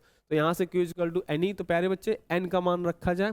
n की मान कितनी है, यहाँ पर 10 हमने पुटअप कर दी, और E की वैल्यू बच्चा बच्चा जानता है 1.6 इंटू 10 की पावर -19। और प्यारे भाई T की वैल्यू कितनी है, T की वैल्यू तो हमारी 1 है। अब यहाँ से हम लोग क्या करते हैं, अगर देखा जाए बहुत अच्छे से, तो विकल्प हमें मैच कराने हैं। यहाँ से देखा जाए तो यहाँ हो जाएगा, ये वाला देखो प्लस का है, तो ये 1.6 इंटू 10 की पावर माइनस का 18, और यहाँ से आंसर क्या हो जाएगा, एम्पियर। तो क्या अपने पास ये ऑप्शन में ये आंसर है? 1.6 इंटू 10 की पावर माइनस 18, 3.2 इंटू 10 की पावर 18 ये नहीं है, 1.6 इंटू 10 की पावर माइनस 19 नहीं, ये भी नहीं है, 3.2 10 की पावर माइनस 19 एम्पियर ये भी नहीं है। जब तीन नहीं है तो ऑप्शन नंबर डी इज हमारा right answer. Option number D क्या है, हमारा राइट आंसर है। क्लियर है? तो ये 20 क्वेश्चंस की एक श्रृंखला थी, बहुत बेहतरीन थी। प्यारे भाई, प्यारे दोस्त, मेरे गुड़िया, मेरे गुड्डा, ये 20 प्रश्न नहीं थे। एक्चुअल में आपको मैंने कम से कम 20 प्रश्न के साथ साथ 50 क्वेश्चन बताए हैं, क्योंकि हर प्रश्न को हमने क्या किया, अच्छे से डिस्क्राइब किया, अच्छे से एक्सप्लेन किया आपके सामने। ऑप्शनल प्रश्न को प्रयास किया करिए, कोई भी न्यूमेरिकल आ जाए तो उसको सॉल्व किया करिए, रटिएगा नहीं, रटेंगे तो फिर भूल जाएंगे। चलिए एक बार हम लोग फिर से क्या करते हैं, सरसरी निगाह में सारे प्रश्नों को देख लेते हैं, क्वेश्चन नंबर 1 से लेकर के हर तरीके से। क्वेश्चन नंबर 1 क्या था, अच्छे से हम इस चीज़ को क्या करेंगे, देखेंगे। 17 था, 15 था, 14 था, 13 था, 12 था, 11 था, 10 था, 9 था, और 7 और 4 2 1। ठीक है, तो ये बहुविकल्पी प्रश्न की क्या थी, हमारे सामने एक श्रृंखला थी, और हम लोग सरसरी निगाह से इस प्रश्न को देखेंगे। एक इलेक्ट्रॉन पर आवेश होता है, एक इलेक्ट्रॉन पर आवेश कितना हुआ था, आपको याद होने से। एक इलेक्ट्रॉन पर आवेश, पहला ऑप्शन था माइनस का 1.6 इंटू 10 की पावर 19 प्लस का, ये था, लेकिन हमारा ऑप्शन नंबर बी सही था। सेकंड में विद्युत धारा का मापन करते हैं किसके द्वारा, अमीटर के द्वारा। विद्युत धारा का मापन किसके द्वारा करते थे प्यारे बच्चे, अमीटर के द्वारा करते थे। थर्ड क्वेश्चन क्या था, प्रतिरोध का मात्रक, प्रतिरोध का मात्रक ओम होता है, तो हमने यहाँ पर ओम को टिक किया था। इसके बाद फोर्थ क्वेश्चन में 4 ओम प्रतिरोध 4, इसका ऑप्शन, इसका हम लोगों ने शायद सॉल्व किया तो इसका आंसर 1 आया था, तो पहला ऑप्शन। इसके बाद 5 में हम लोगों की जो 5 में जो हम लोगों का आया था आंसर, वो शायद 1.5 एम्पियर आया था। इसके बाद 6 में विद्युत धारा का स्थायी मात्रक एम्पियर था। 6 में के बाद 7 में एक विद्युत धारा, विद्युत आवेश की मात्रा एक प्रोटॉन पर कितना था, प्लस का 1.6 × 10 की power minus 19, option number D था। 8 नंबर में ओम के नियम का सूत्र है, तो V = IR, यानी ऑप्शन नंबर सी। 9 नंबर प्यारे बच्चे क्या था, 2 एम्पीयर की धारा पर 2 सेकंड में 4 इलेक्ट्रॉन आवेश की मात्रा शायद 4 कूलाम आई थी, तो हम लोगों ने क्या किया था, 4 कूलाम राइट किया था। 10th नंबर में R प्रतिरोध के 2 प्रतिशत समांतर क्रम में जोड़ा गया, तो शायद इसका देख लीजिएगा 3R/2 आया था। क्वेश्चन नंबर 11 की तरफ बढ़ते हैं, तो क्वेश्चन नंबर 11 क्या कहता था, क्वेश्चन नंबर 11 ये कहता था, इसका ऑप्शन नंबर डी सही था, यानी 25। और क्वेश्चन नंबर 12 जब हमने सॉल्व किया था, तो क्वेश्चन नंबर 12 में हमारा ऑप्शन नंबर बी सही था, R1 + R2 = 9/2 था। 13 में हमारा कौन सा था प्यारे बच्चे, 13 में सभी को समांतर क्रम में जोड़ा, यानी क्वेश्चन नंबर 13 में हमारा ऑप्शन नंबर ए सही था। 14 में किसी परिपथ में लगे विभवांतर रखते हुए प्रतिरोध को 3 गुना कर दिया, तो परिपथ धारा 1/3 हो जाती थी, आपको याद होगा 1/3 मैंने ऑप्शन टिक करवाया। 15 में प्यारे बच्चे हमारा क्वेश्चन नंबर 15 जो था, उसका जो आंसर था वो फर्स्ट था, 4 वोल्ट, 8 वोल्ट और 12 वोल्ट। 16 में प्यारे बच्चे क्या था, किसी धारा, धातु में विद्युत धारा का प्रवाह होता है मुक्त इलेक्ट्रॉनों के द्वारा, ऑप्शन नंबर ए। 17 में 1 माइक्रोम का मान होता है, कितना होता है, 10 की पावर -6 ओम। और 18 में हमारा पहला था 9 गुना, यानी 18 का पहला था। प्रश्न को अच्छे से पढ़ लीजिएगा। 19 में किसी विद्युत चालक का प्रतिरोध निर्भर नहीं करता है, तो चालक के आकार पर। इसके बाद 20 क्वेश्चन था, एक तार में प्रति सेकंड 10 इलेक्ट्रॉन प्रवाहित हो रहे हैं, तो इस तार में प्रवाहित धारा का मान कितना था, हमें 1.6 × 10 की पावर 18 एम्पियर था। प्रयास करिएगा इस क्लास को आप अच्छे से किसी भी जगह पर बैठ के इत्मीनान से पूरा का देखिएगा, और बहुत सारी चीज़ें आपको इस क्लास के माध्यम से देखिए। ये क्वेश्चन नंबर 20 नहीं है, आप ये मत समझिए कि केवल 20 क्वेश्चन भैया ने आज पढ़ाए। दरअसल ये आपको 20 क्वेश्चन के साथ मैंने आपको कम से कम 50 क्वेश्चन बताए होंगे, जो आपके लिए फ्यूचर में भी बहुत ज़्यादा क्या होंगे, इंपॉर्टेंसी रखते हैं, बहुत ज़्यादा महत्वपूर्ण स्थान इन सारे प्रश्नों का। तो प्यारे बच्चे, आज के लिए हम लोग अपनी यात्रा को यहीं प्रयास करते हैं। आशा करता हूँ आपको ये पूरी क्लास समझ में आए होगी। व्यस्त रहिए, खुश रहिए, और प्रयास ये करिए कि 2024 के कुछ ही दिन बचे हमारे एग्जाम के, तो पूरी जान लगा दीजिए अपने 2024 के एग्जाम को लेकर के। और जय हिंद, जय भारत, जय मां सरस्वती।